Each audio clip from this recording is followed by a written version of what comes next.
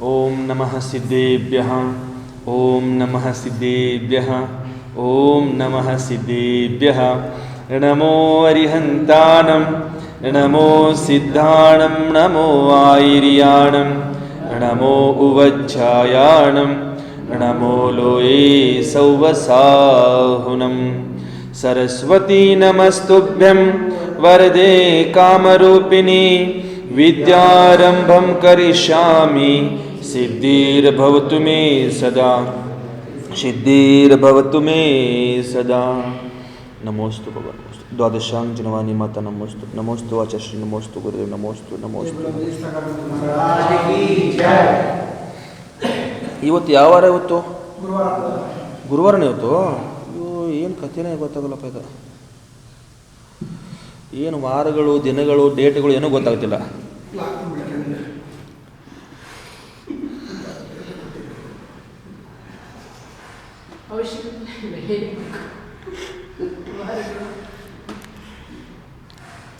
ಬೆಳಗ್ಗೆಯ ಸಮಯದಲ್ಲಿ 22 ಪ್ರಕಾರದ ಪರೀಕ್ಷೆಗಳ ಬಗ್ಗೆ ಧರ್ಮ ಚರ್ಚೆ ಮಾಡ್ತಾ ಇರುವಾಗ ಸದ್ಧರ್ಮ ಬಂಧುಗಳೇ, ಇದರಲ್ಲಿ ದಂಶಮಸಕ ಪರಿಶಃ ಅನ್ನುವಂಥ ಪರಿಷದ ಬಗ್ಗೆ ನಾವಿಲ್ಲಿ ಚರ್ಚೆ ಮಾಡ್ತಾ ಇದ್ದೀವಿ.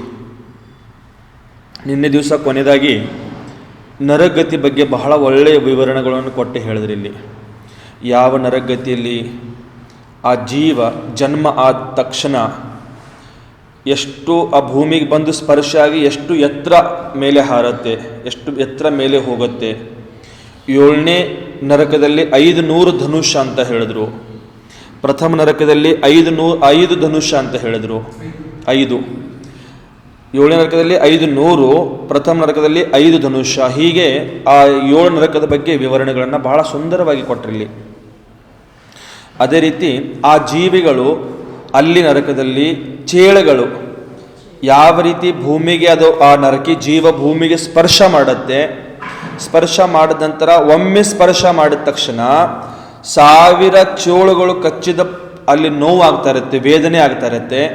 ಹಾಗೆ ಆ ಚೆಂಡು ಮೇಲಿಂದ ಬಿದ್ದಾಗ ಹೋಗಿ ನೆಲದ ಮೇಲೆ ಕೂತ್ಕೊಳ್ಳಲ್ಲ, ಅದು ಪುಟಿತಾ ಇರುತ್ತೆ. ಬಂದು ಬಿದ್ದು ಮತ್ತೆ ಮೇಲೆ ಹೋಗುತ್ತೆ, ಮತ್ತೆ ಬೀಳ್ತಾ ಇರುತ್ತೆ, ಮತ್ತೆ ಮೇಲೆ ಹೋಗ್ತಾ ಇರುತ್ತೆ, ಮತ್ತೆ ಬೀಳ್ತಾ ಇರುತ್ತೆ. ಬೋನ್ಸ್ ಅದೇನೋ ಇಂಗ್ಲಿಷ್ ಬೋನ್ಸ್ ಹಾಂ ನಾವು ಕನ್ನಡದಲ್ಲಿ ಪುಟಿತಾ ಇರುತ್ತೆ, ಅದು ನಾವು ಪುಟಿಯೋದು ಅಂತ ಹೇಳ್ತೀವಿ ನಾವು. ಅದಕ್ಕೆ ಇಂಗ್ಲೀಷ್ ಒಂದೊಂದು ಸರ್ತಿ ಕಷ್ಟ ಆಗಿಬಿಡುತ್ತೆ ಹೇಳಲಿಕ್ಕೆಲ್ಲ, ಈ ಶಬ್ದಗಳು ಉಚ್ಚಾರ ಆಗಲ್ಲ ಸ್ಪಷ್ಟವಾಗಿ. ಆ ರೀತಿ ಯಾವಾಗ ಅದು ಬಂದು ಭೂಮಿಗೆ ಸ್ಪರ್ಶ ಆಗುತ್ತೆ, ಅವಾಗ 1000 ಚೇಳುಗಳು ಕಚ್ಚಿದ ನೋವು ಆ ವೇದನೆ ಅನುಭವಿಸ್ತಾ ಇರುತ್ತೆ ಆ ಜೀವ. ಯಾವುದು? ನಾರ್ಕಿ ಜೀವ.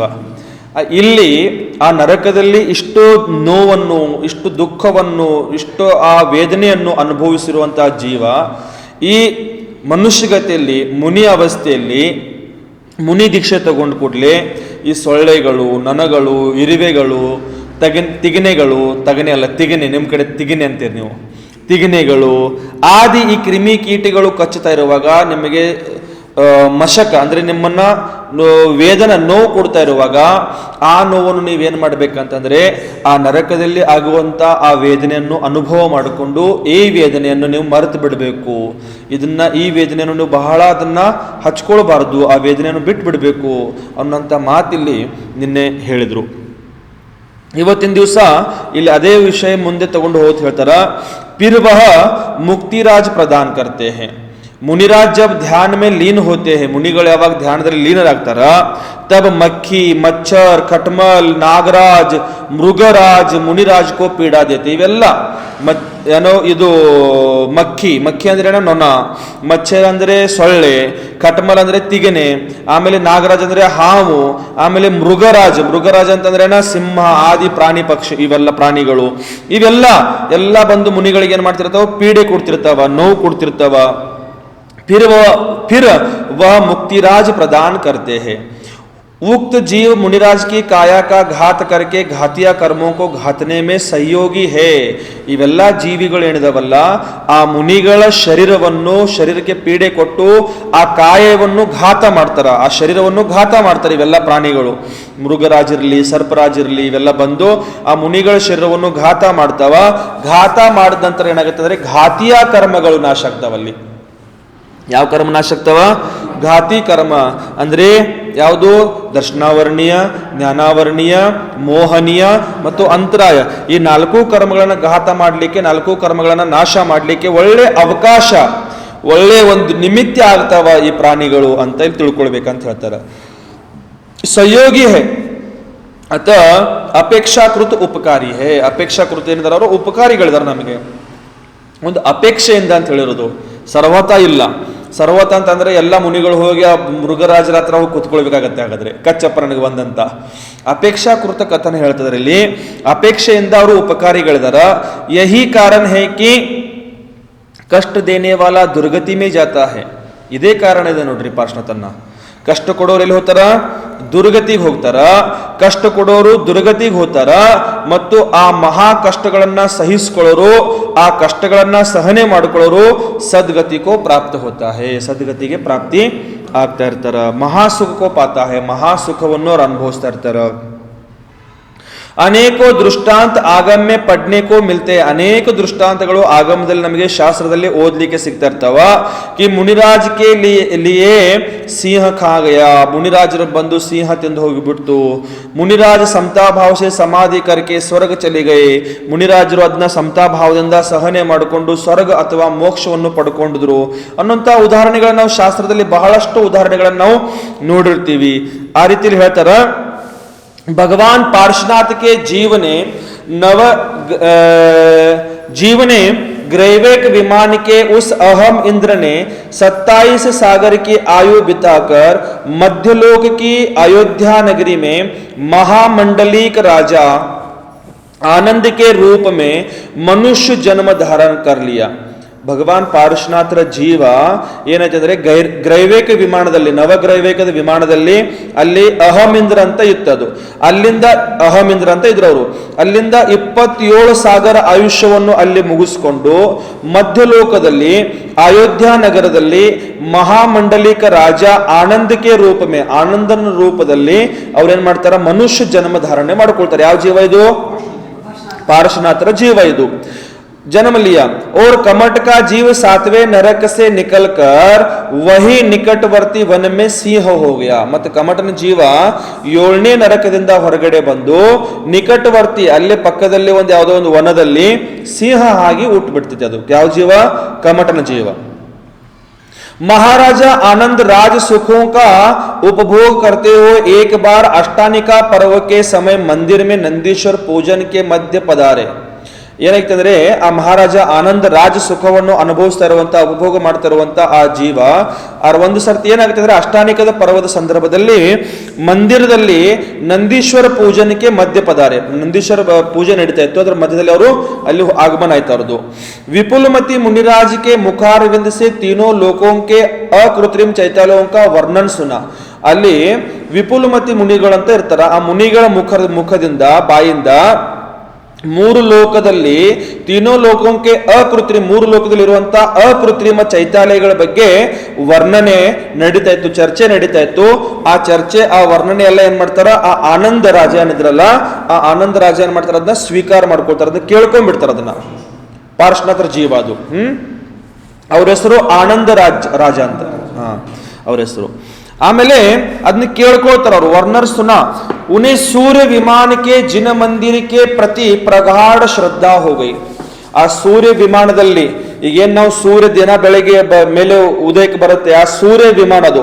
ಆ ಸೂರ್ಯನ ವಿಮಾನದಲ್ಲಿ ಇರುವಂತ ಅಕೃತ್ರಿಮ ಚೈತ್ಯಾಲಯಗಳೇನಿದ್ವಲ್ಲ, ಜಿನ ಮಂದಿರಗಳಿದ್ವಲ್ಲ, ಆ ಜಿನ ಮಂದಿರಗಳ ಮೇಲೆ ಪ್ರಗಾಢ ಶ್ರದ್ಧೆ ಬಂದ್ಬಿಡುತ್ತೆ. ಯಾರಿಗೆ? ಆನಂದ ರಾಜನಿಗೆ. अतः अयोध्या नगरी में मणिमय सुवर्ण का एक सूर्य विमान बनवाया और उसमें रत्नमय जिन प्रतिमा विराजमान कराई. ಅವ್ರಿಗೆ ಶ್ರದ್ಧೆ ಆಯಿತು, ಸೂರ್ಯ ವಿಮಾನದಲ್ಲಿರುವಂತಹ ಆ ಜಿನ ಮಂದಿರದ ಬಗ್ಗೆ ಶ್ರದ್ಧೆ, ಪ್ರಗಾಢ ಶ್ರದ್ಧೆ ಆಯಿತು. ಆ ಕಾರಣದಿಂದ ಅವ್ರು ಏನ್ ಮಾಡ್ತಾರ ಅಂತಂದ್ರ ಅಯೋಧ್ಯ ನಗರದಲ್ಲಿ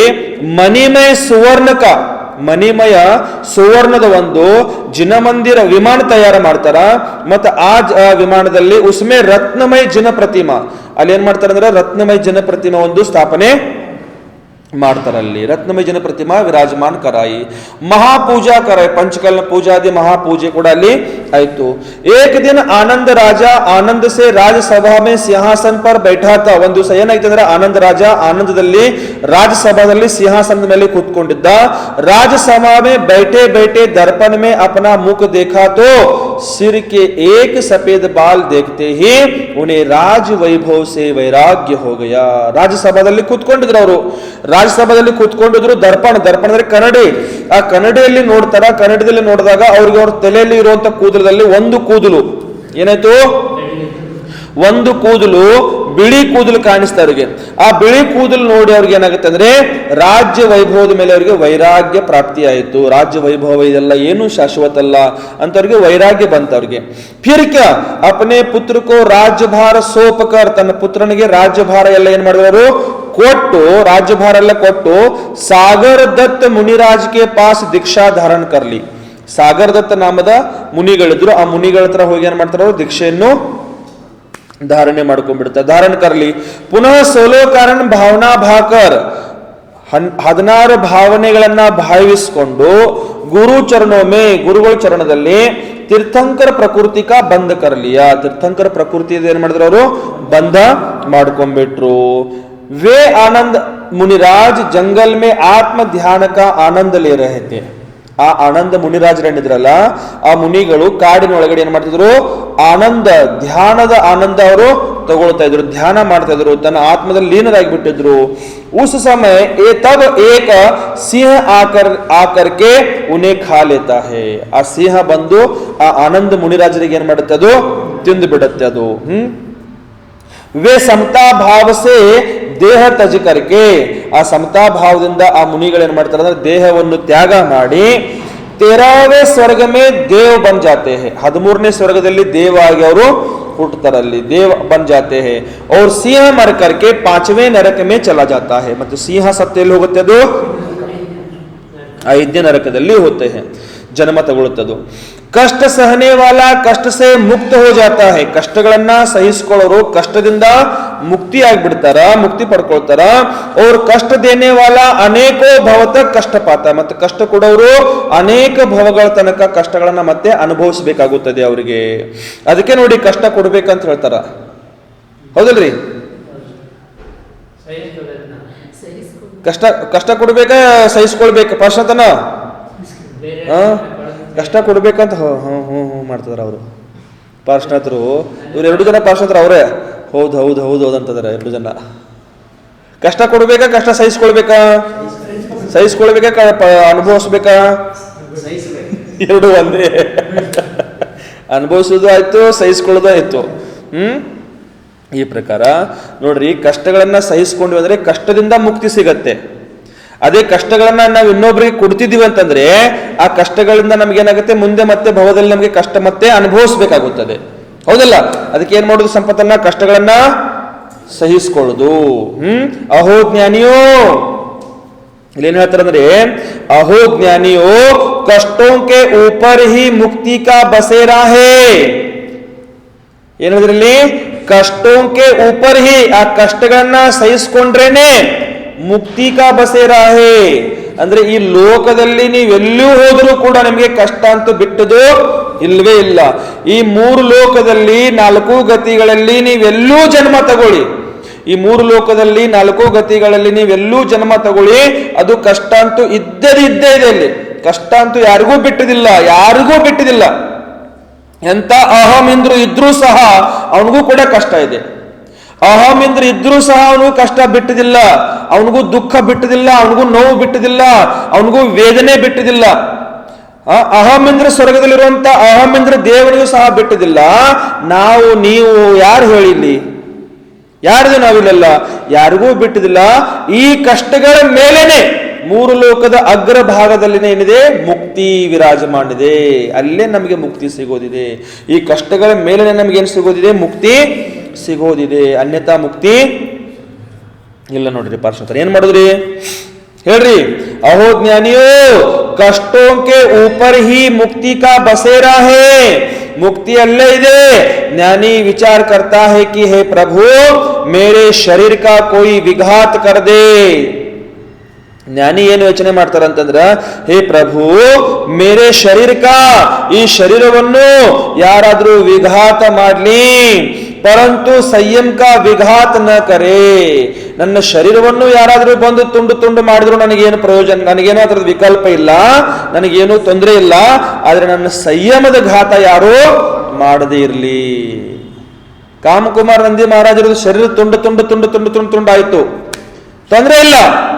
ನಾಳೆ ಈ ವೀರ ಸಾಗರದ ಶರೀರದ ಕೂಡ ತುಂಡು ತುಂಡು ತುಂಡು ತುಂಡು ಆದ್ರೂ ಏನು ತೊಂದರೆ ಇಲ್ಲ. ಆದ್ರೆ ನನ್ನ ಸಂಯಮ ಏನಿದೆಲ್ಲ, ಆ ಸಂಯಮ ತುಂಡು ತುಂಡು ಆಗಬಾರದು. ನನ್ನ ಹತ್ರ ಇರುವಂತ ಸಂಯಮ ಹಾಗೆ ದೃಢವಾಗಿರ್ಲಿ ಅನ್ನುವಂತ ಭಾವನೆ ಆ ಭಗವಂತರ ಚರಣದಲ್ಲಿ ನಾವು ಪ್ರತಿದಿನ ಕೇಳ್ಕೊಳ್ತಾ ಇರಬೇಕು. ಶರೀರ ತುಂಡು ತುಂಡು ತುಂಡು ನೀವು ಮಾಡಬಹುದು, ಶರೀರ ಪೀಸ್ ಪೀಸ್ ಪೀಸ್ ಪೀಸ್ ನೀವು ಮಾಡಬಹುದು, ಆದ್ರೆ ಸಂಯಮ ಪೀಸ ಯಾರು ಮಾಡೋದು ಬೇಡ, ಆ ನಿಮಿತ್ತ ಯಾರು ಆಗೋದು ಬೇಡ ಅನ್ನುವಂತ ಭಾವನೆಯಲ್ಲಿ ಹೇಳ್ತಾ ಇದಾರ.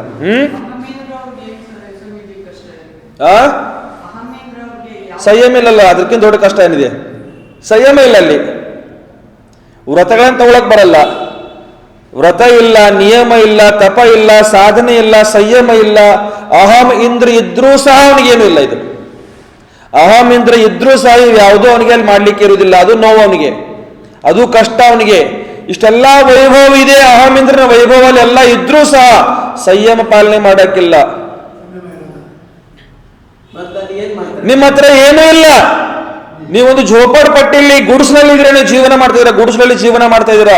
ನಿಮ್ಮ ಹತ್ರ ಏನೂ ಇಲ್ಲ, ತಿನ್ಲಿಕ್ಕೆ ಉಣ್ಲಿಕ್ಕೆ ವ್ಯವಸ್ಥೆಗೆ ಏನೂ ಇಲ್ಲ, ಶ್ರೀಮಂತರಿಲ್ಲ, ಬಡವರು ಅಂದ್ರೆ ಬಡವರಿದ್ದೀರಾ. ಆದ್ರೂ ಸಹ ನೀವು ಸಂಯಮ ಧಾರಣೆ ಮಾಡ್ಕೊಳ್ಬಹುದು. ಆದ್ರೂ ಸಹ ನೀವು ಸಂಯಮ ಧಾರಣೆ ಮಾಡ್ಕೊಳ್ಬಹುದು. ಅಷ್ಟು ವೈಭವ, ಅಷ್ಟು ಭೋಗ ಇದ್ರೂ ಸಹ ಅವನಿಗೆ ಸಂಯಮ ಪಾಲನೆ ಮಾಡಕ್ಕೆ ಅವಕಾಶ ಇಲ್ಲ. ಆ ಕಾರಣದಿಂದ ಅವನು ದುಃಖಿ ಇದಾನ. ನಿಮ್ಮ ಹತ್ರ ಏನೂ ಇಲ್ಲ, ಆದ್ರೂ ಸಹ ಕೂಡ ನೀವು ಸಂಯಮ ಧಾರಣೆ ಮಾಡ್ಕೊಳ್ಬಹುದು. ಆ ಕಾರಣ ನೀವು ಸುಖಿ ಇದ್ದೀರಾ. ನಿಮಗಿಂತ ಅವನು ವೈಭವದಲ್ಲಿ ಶ್ರೇಷ್ಠ ಇರಬಹುದು, ನಿಮಗಿಂತ ಅವನು ಶ್ರೀಮಂತದಲ್ಲಿ ಶ್ರೇಷ್ಠ ಇರಬಹುದು, ನಿಮಗಿಂತ ಅವನ ಹತ್ರ ಇರುವಂತಹ ಭೋಗದಲ್ಲಿ ಶ್ರೇಷ್ಠ ಇರಬಹುದು. ಆದರೆ ನಿಮಗಿಂತ ಸಂಯಮದಲ್ಲಿ ಶ್ರೇಷ್ಠ ಇರ್ಲಿಕ್ಕೆ ಅವನು ಸಾಧ್ಯವಿಲ್ಲ. ಆ ಕಾರಣದಿಂದ ಅವನು ನೋವಲ್ಲಿದ್ದಾನ, ಆ ಕಾರಣದಿಂದ ಅವನು ದುಃಖದಲ್ಲಿದ್ದಾನ, ಆ ಕಾರಣದಿಂದ ಅವನು ಕಷ್ಟದಲ್ಲಿದ್ದಾನ ಅಂತ ಹೇಳೋದಿಲ್ಲಿ. ಅರ್ಥ ಆಯ್ತಾ? ರೊಕ್ಕ ರೂಪಾಯಿ ವೈಭವ ಧನ ಸಂಪತ್ತಿ ಅಂದ್ರೇನೆ ಸುಖ ಅಲ್ಲ. ಇದೆಲ್ಲ ಇದ್ರೂ ಕೂಡ, ಶ್ರೀಮಂತಿಕೆ ಇದ್ರೂ ಸಹ ಒಂದು ತುತ್ತು ಅನ್ನ ತಿನ್ನಕ್ಕೆ ನೆಮ್ಮದಿ ಇಲ್ಲಲ್ಲ. ಅವ್ರ ಜೀವನ ಏನ್ ಮಾಡೋದು? ಒಂದು ತುತ್ತು ಅನ್ನ ತಿನ್ನುವಾಗ ಕೂಡ ಅವ್ರಿಗೆ ನೆಮ್ಮದಿ ಇಲ್ಲ, ಒಂದು ಗಳಿಗೆ ನಿದ್ದೆ ಮಾಡಕ್ ಕೂಡ ಅವ್ರಿಗೆ ಶಾಂತಿ ಇಲ್ಲ. ಅವರೆಲ್ಲ ಶ್ರೀಮಂತಿಕೆ ಇದ್ದು ಏನ್ ಮಾಡೋದು? ಏನೂ ಇಲ್ಲದ ವ್ಯಕ್ತಿನೇ ಸುಖಿಯಾಗಿದ್ದಾನ. ಎಲ್ಲ ಇದ್ದೂ ಸಹ ಆ ವ್ಯಕ್ತಿ ಸುಖಿಯಾಗಿಲ್ಲ ಅಂತ ಹೇಳ್ತಾರೆ ಇಲ್ಲಿ. ಅರ್ಥ ಆಯ್ತಾ? ಸ್ವರ್ಗದ ಸುಖ ಇದ್ರೂ ಪ್ರಯೋಜನ ಇಲ್ಲ, ನರಕದ ದುಃಖ ಇದ್ರೂ ಪ್ರಯೋಜನ ಇಲ್ಲ. ಈ ಮನುಷ್ಯಗತಿಯಲ್ಲಿ ಇದೀವಲ್ಲ, ಇಲ್ಲೆಲ್ಲವನ್ನೂ ಪಡ್ಕೊಳ್ಬಹುದು ಅನ್ನೋಂತ ಈ ಅವಸ್ಥೆ ಸಿಕ್ಕಿದೆ. ಇದನ್ನ ಸದುಪಯೋಗ ಮಾಡ್ಕೊಳ್ಬೇಕು. ಆ ಆನಂದ ರಾಜನಿಗೆ, ಪಾರ್ಶ್ವನಾಥರೇ, ಆನಂದ ರಾಜನಿಗೆ ಬರೇ ಒಂದು ತಲೆಯಲ್ಲಿ ಬಿಳಿ ಕೂದಲು ನೋಡಿ ಅವನಿಗೆ ವೈರಾಗ್ಯ ಬಂತು. ನಮ್ಮ ತಲೆಯಲ್ಲಿ ಎಲ್ಲಾ ಬಿಳಿ ಕೂದಾದ್ರೂ ನಮಗಿನ್ನೂ ವೈರಾಗ್ಯ ಬರ್ತಿಲ್ಲ.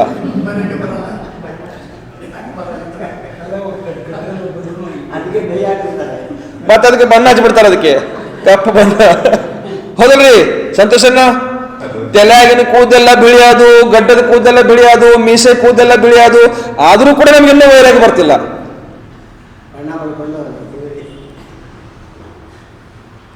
ಆನಂದ ರಾಜ ಪಾರ್ಶ್ವನಾಥರ ಜೀವ, ಅದು ಪಾರ್ಶ್ವನಾಥ ಭಗವಂತರ ಜೀವ. ಅದು ಆ ಜೀವಕ್ಕೆ ಬರೇ ಒಂದು ಕೂದಲು, ಬಿಳಿ ಕೂದಲು ನೋಡಿಕೆ ವೈರಾಗ್ಯ ಬಂತು. ದೀಕ್ಷಾ ತಗೊಂಡು ಹೋದ್ರು, ದೀಕ್ಷಾ ತಗೊಂಡು ಹೋಗಿ ಸಾಧನೆ ಮಾಡಿದ್ರು, ತಪ ಮಾಡಿದ್ರು. ಸಿಂಹ ಬಂತು, ತಿಂದು, ಸಿಂಹ ತಿಂದಾಗ ಅವರು ಸಮತಾ ಭಾವದಿಂದ ಸಹನೆ ಮಾಡಿ 13ನೇ ಸ್ವರ್ಗದಲ್ಲಿ ಹೋದ್ರು. ಮತ್ತ ಆ ನರಕದಲ್ಲಿ 5ನೇ ನರಕದಲ್ಲಿ ಆ ಸಿಂಹ ಹೋಯ್ತು. ನೋಡಿ, ಇದರಲ್ಲಿ ಇದೆ ಸುಖ. ಈಗ ಸ್ವರ್ಗದಲ್ಲಿ ಏನ್ ಮಾಡ್ತಾರೆ? ಆರಾಮ್ ಇರ್ತಾರೆ ನೋಡ್ರಿ. ಅಲ್ಲೇ ಇದೆ ನಿಮಗೆ ಧ್ಯಾನ ತಪ್ಪ. ಅಲ್ಲಿ ಹೋಗಿ ಪೂಜೆ ಅಭಿಷೇಕ ಅದು ಇದು ಅಷ್ಟೇ ಮಾಡ್ತಿರ್ತಾರೆ. ಅದು ಸಮ್ಯಕ್ ದೃಷ್ಟಿ ಜೀವಿಗಳು ಮಾತ್ರ. ಮಿಥ್ಯಾ ದೃಷ್ಟಿ ಜೀವಿಗಳಿದ್ರೆ ಬರೀ ಎಲ್ಲ ಭೋಗ ವಿಲಾಸದಲ್ಲಿ ತಲ್ಲೀನರಾಗಿರ್ತಾರ. ಭೋಗ ವಿಲಾಸದಲ್ಲಿ ಅವರೆಲ್ಲ ಮಿಥ್ಯಾ ದೃಷ್ಟಿ ಜೀವಿಗಳು ದೇವತೆಗಳು ತಲ್ಲೀನರಾಗಿರ್ತಾರ. ಇನ್ನು ಮಿಥ್ಯಾ ದೃಷ್ಟಿ ಜೀವಿಗಳಲ್ಲಿ ಮತ್ತೆ ಬೇರೆ ಬೇರೆ ಬರ್ತಾವ. ಇನ್ನೊಬ್ಬರಿಗೆ ಕಾಟ ಕೊಡುವಂತ ಇರ್ತಾವ, ಇನ್ನೊಬ್ಬರಿಗೆ ತೊಂದರೆ ಕೊಡುವಂತ ಇರ್ತಾವ. ಅವೆಲ್ಲ ಕೆಲಸ ಮಾಡ್ತಿರ್ತಾವ. ಬರೇ ಸಂಸಾರದಲ್ಲೇ ಲೀನರಾಗಿರ್ತಾರ ಅಲ್ಲಿ ಮಿಥ್ಯಾ ದೃಷ್ಟಿಗಳು. ಅದರಲ್ಲಿ ಕ್ವಚಿತ ಸಮ್ಯಕ್ ದೃಷ್ಟಿ ಜೀವಿಗಳು. ಎಲ್ಲಾ ದೇವತೆಗಳು ಹೋಗಿ ವಿದೇಶಗಳಿಗೆ ಹೋಗ್ತಾರ, ಎಲ್ಲಾ ದೇವತೆಗಳು ಅಷ್ಟಾನೇಕದಲ್ಲಿ ಆ ನಂದೀಶ್ವರ ದೀಪ ಹೋಗ್ತಾರ ಅಂತಿಲ್ಲ. ಸಮ್ಯಕ್ ದೃಷ್ಟಿಯಲ್ಲಿ ಕೂಡ ಕ್ವಚಿತ ಜೀವಿಗಳು, ಸಮ್ಯಕ್ ದೃಷ್ಟಿಯಲ್ಲಿ ಕೂಡ ಕ್ವಚಿತ ಜೀವಿಗಳು ಎಲ್ಲಿ ಹೋಗ್ತಾವ? ವಿದೇಶ ಕ್ಷೇತ್ರಕ್ಕೆ ಹೋಗ್ತಾವ, ನಂದೀಶ್ವರ ದೀಪಕ್ಕೆ ಹೋಗ್ತಾವ, ಅಕೃತ್ರಿಮ ಚೈತ್ಯಾಲಯಗಳಲ್ಲಿ ಹೋಗ್ತಾವ. ಅಲ್ಲಿ ಪೂಜೆ ಅಭಿಷೇಕ ಭಕ್ತಿ ಧ್ಯಾನ ಮಗ್ನ ಎಲ್ಲ ಮಾಡ್ತಿರ್ತಾವ. ಎಲ್ಲರೂ ಮಾಡಕ್ ಸಾಧ್ಯ ಇಲ್ಲ. ಸಮಜಿಕ ಇಲ್ಲೆಲ್ಲ ಮನುಷ್ಯಗತಿಲಿದ್ರಿ ನೀವು ಎಷ್ಟು ಜನ ಬಂದು ಕೂತಿರಿ ಇಲ್ಲಿ ಸದ್ಯ ಕೇಳಕ? 4 ಜನ, 8 ಜನ, 10 ಜನ,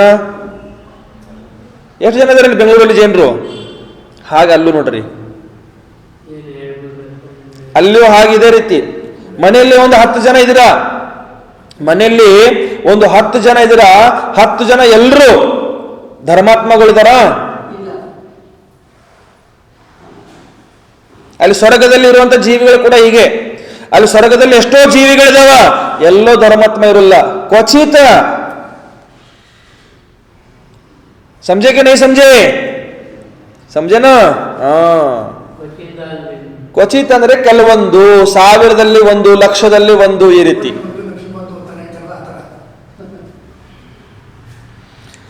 ज्ञानी विचार करता है कि हे प्रभु मेरे शरीर का कोई विघात कर दे परंतु संयम का विघात न करे.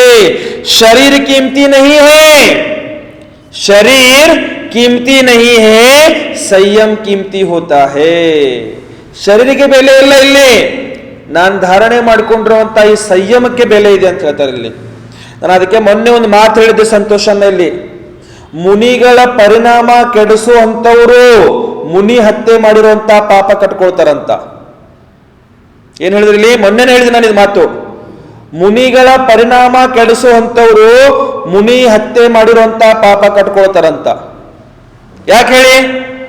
ಯಾವಾಗ ಮುನಿಗಳ ಪರಿಣಾಮ ನೀವು ಕೆಡಿಸಿದ್ರಿ ಯಾವಾಗ ಅವರು ಸಂಯಮದಿಂದ ಚ್ಯುತರಾದರು. ಸಂಯಮದಿಂದ ಚ್ಯುತರಾದ್ರ ಅಂತಂದ್ರೆ ಅಲ್ಲಿ ಹತ್ಯೆ ಮಾಡಿದ್ದ ಪಾಪ ಆಯ್ತು ನಿಮಗೆ. ಇಲ್ಲಿ ಹೇಳಿದ್ರೆ ನೋಡ್ರಿ, ಶರೀರಕ್ಕೆ ಬೆಲೆ ಇಲ್ಲ. ಅಲ್ಲ, ಶರೀರ ನೀವು ತುಂಡು ತುಂಡು ತುಂಡು ತುಂಡು ಮಾಡಿದ್ರೆ ಏನೂ ಇಲ್ಲ, ನಮಗೇನು ಲಾಸ್ ಇಲ್ಲ. ಆದ್ರೆ ನಮ್ಮ ಸಂಯಮ ನೀವು ನಾಶ ಮಾಡಿದ್ರೆ ಅಂತಂದ್ರೆ ಮುಗಿದೋಯ್ತಲ್ಲಿ. ನಮ್ಮ ಸಂಯಮ ನಾವು ಕಳ್ಕೊಂಡ್ಬಿಟ್ಟಿವಿ. ನಮ್ಮ ಸಂಯಮ ಕಳ್ಕೊಳಕ್ಕೆ ನಿಮಿತ್ತ ಆದ್ರೆ ಅಂತಂದ್ರೆ ಮುನಿ ಹತ್ಯೆ ಮಾಡಿರೋ ಪಾಪ ಪಕ್ಕಾ ಇದೆ ಅಂತ ಹೇಳ್ತಾರೆ ಇಲ್ಲಿ. ಏನ್ ಮಾಡೋದ? ಆ 2 ಜನ, ಆ ಮಹಾರಾಜರನ್ನ 2-3 ಜನ ಏನಾದ್ರು ಸೇರಿ ತುಂಡು ಮಾಡಿದ್ರಲ್ಲ, ಅವ್ರಿಗೆ ಶಿಕ್ಷೆ ಕೊಡ್ಬೇಕು, ಅವ್ರಿಗೆ ಜೈಲ್ ಆಗಬೇಕು, ಅವ್ರಿಗೆ ಮರಣ ದಂಡನೆ ಆಗಬೇಕು, ಅವ್ರಿಗೆ ಫಾಸಿ ಆಗಬೇಕು, ಅವ್ರಿಗೆ ಗಲ್ಲು ಶಿಕ್ಷೆ ಆಗಬೇಕು.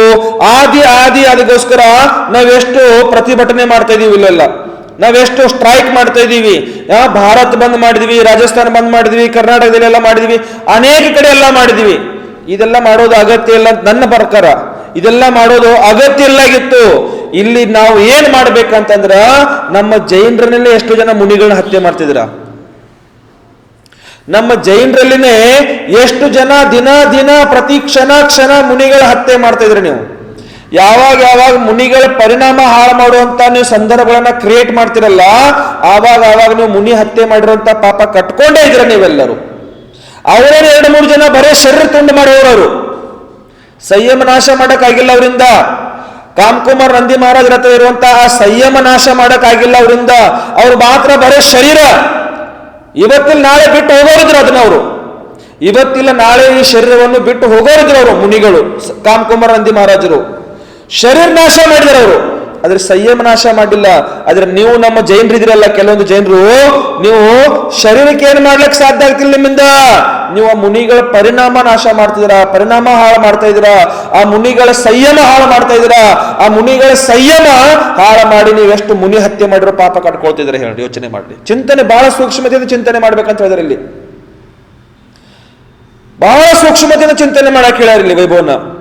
ಬೆಟ್ಟದಷ್ಟು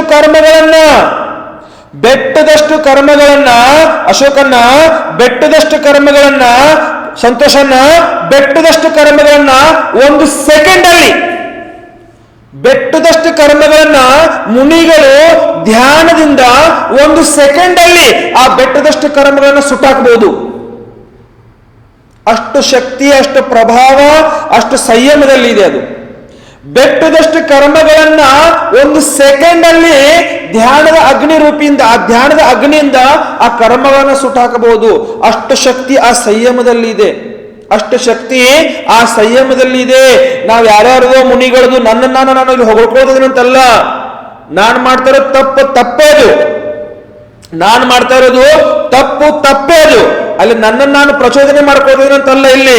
ಆದ್ರೆ ಕೆಲವೊಂದು ಮುನಿಗಳ ಬಗ್ಗೆ ಕೆಲವೊಬ್ರು ಮಾತಾಡ್ತಾರಲ್ಲ, ಅವ್ರು ಏನೋ ತಪ್ಪು ಮಾಡಿರ್ಬೋದು, ಏನೋ ತಪ್ಪು ಮಾಡ್ತಾ ಇರ್ಬೋದು, ಏನೋ ತಪ್ಪು ನಡೀತಾ ಇರಬಹುದು. ಆ ತಪ್ಪುಗಳನ್ನ ತಿದ್ದುವಂತ ಅವಕಾಶ ಕೂಡ ಸಂಯಮದಲ್ಲಿದೆ.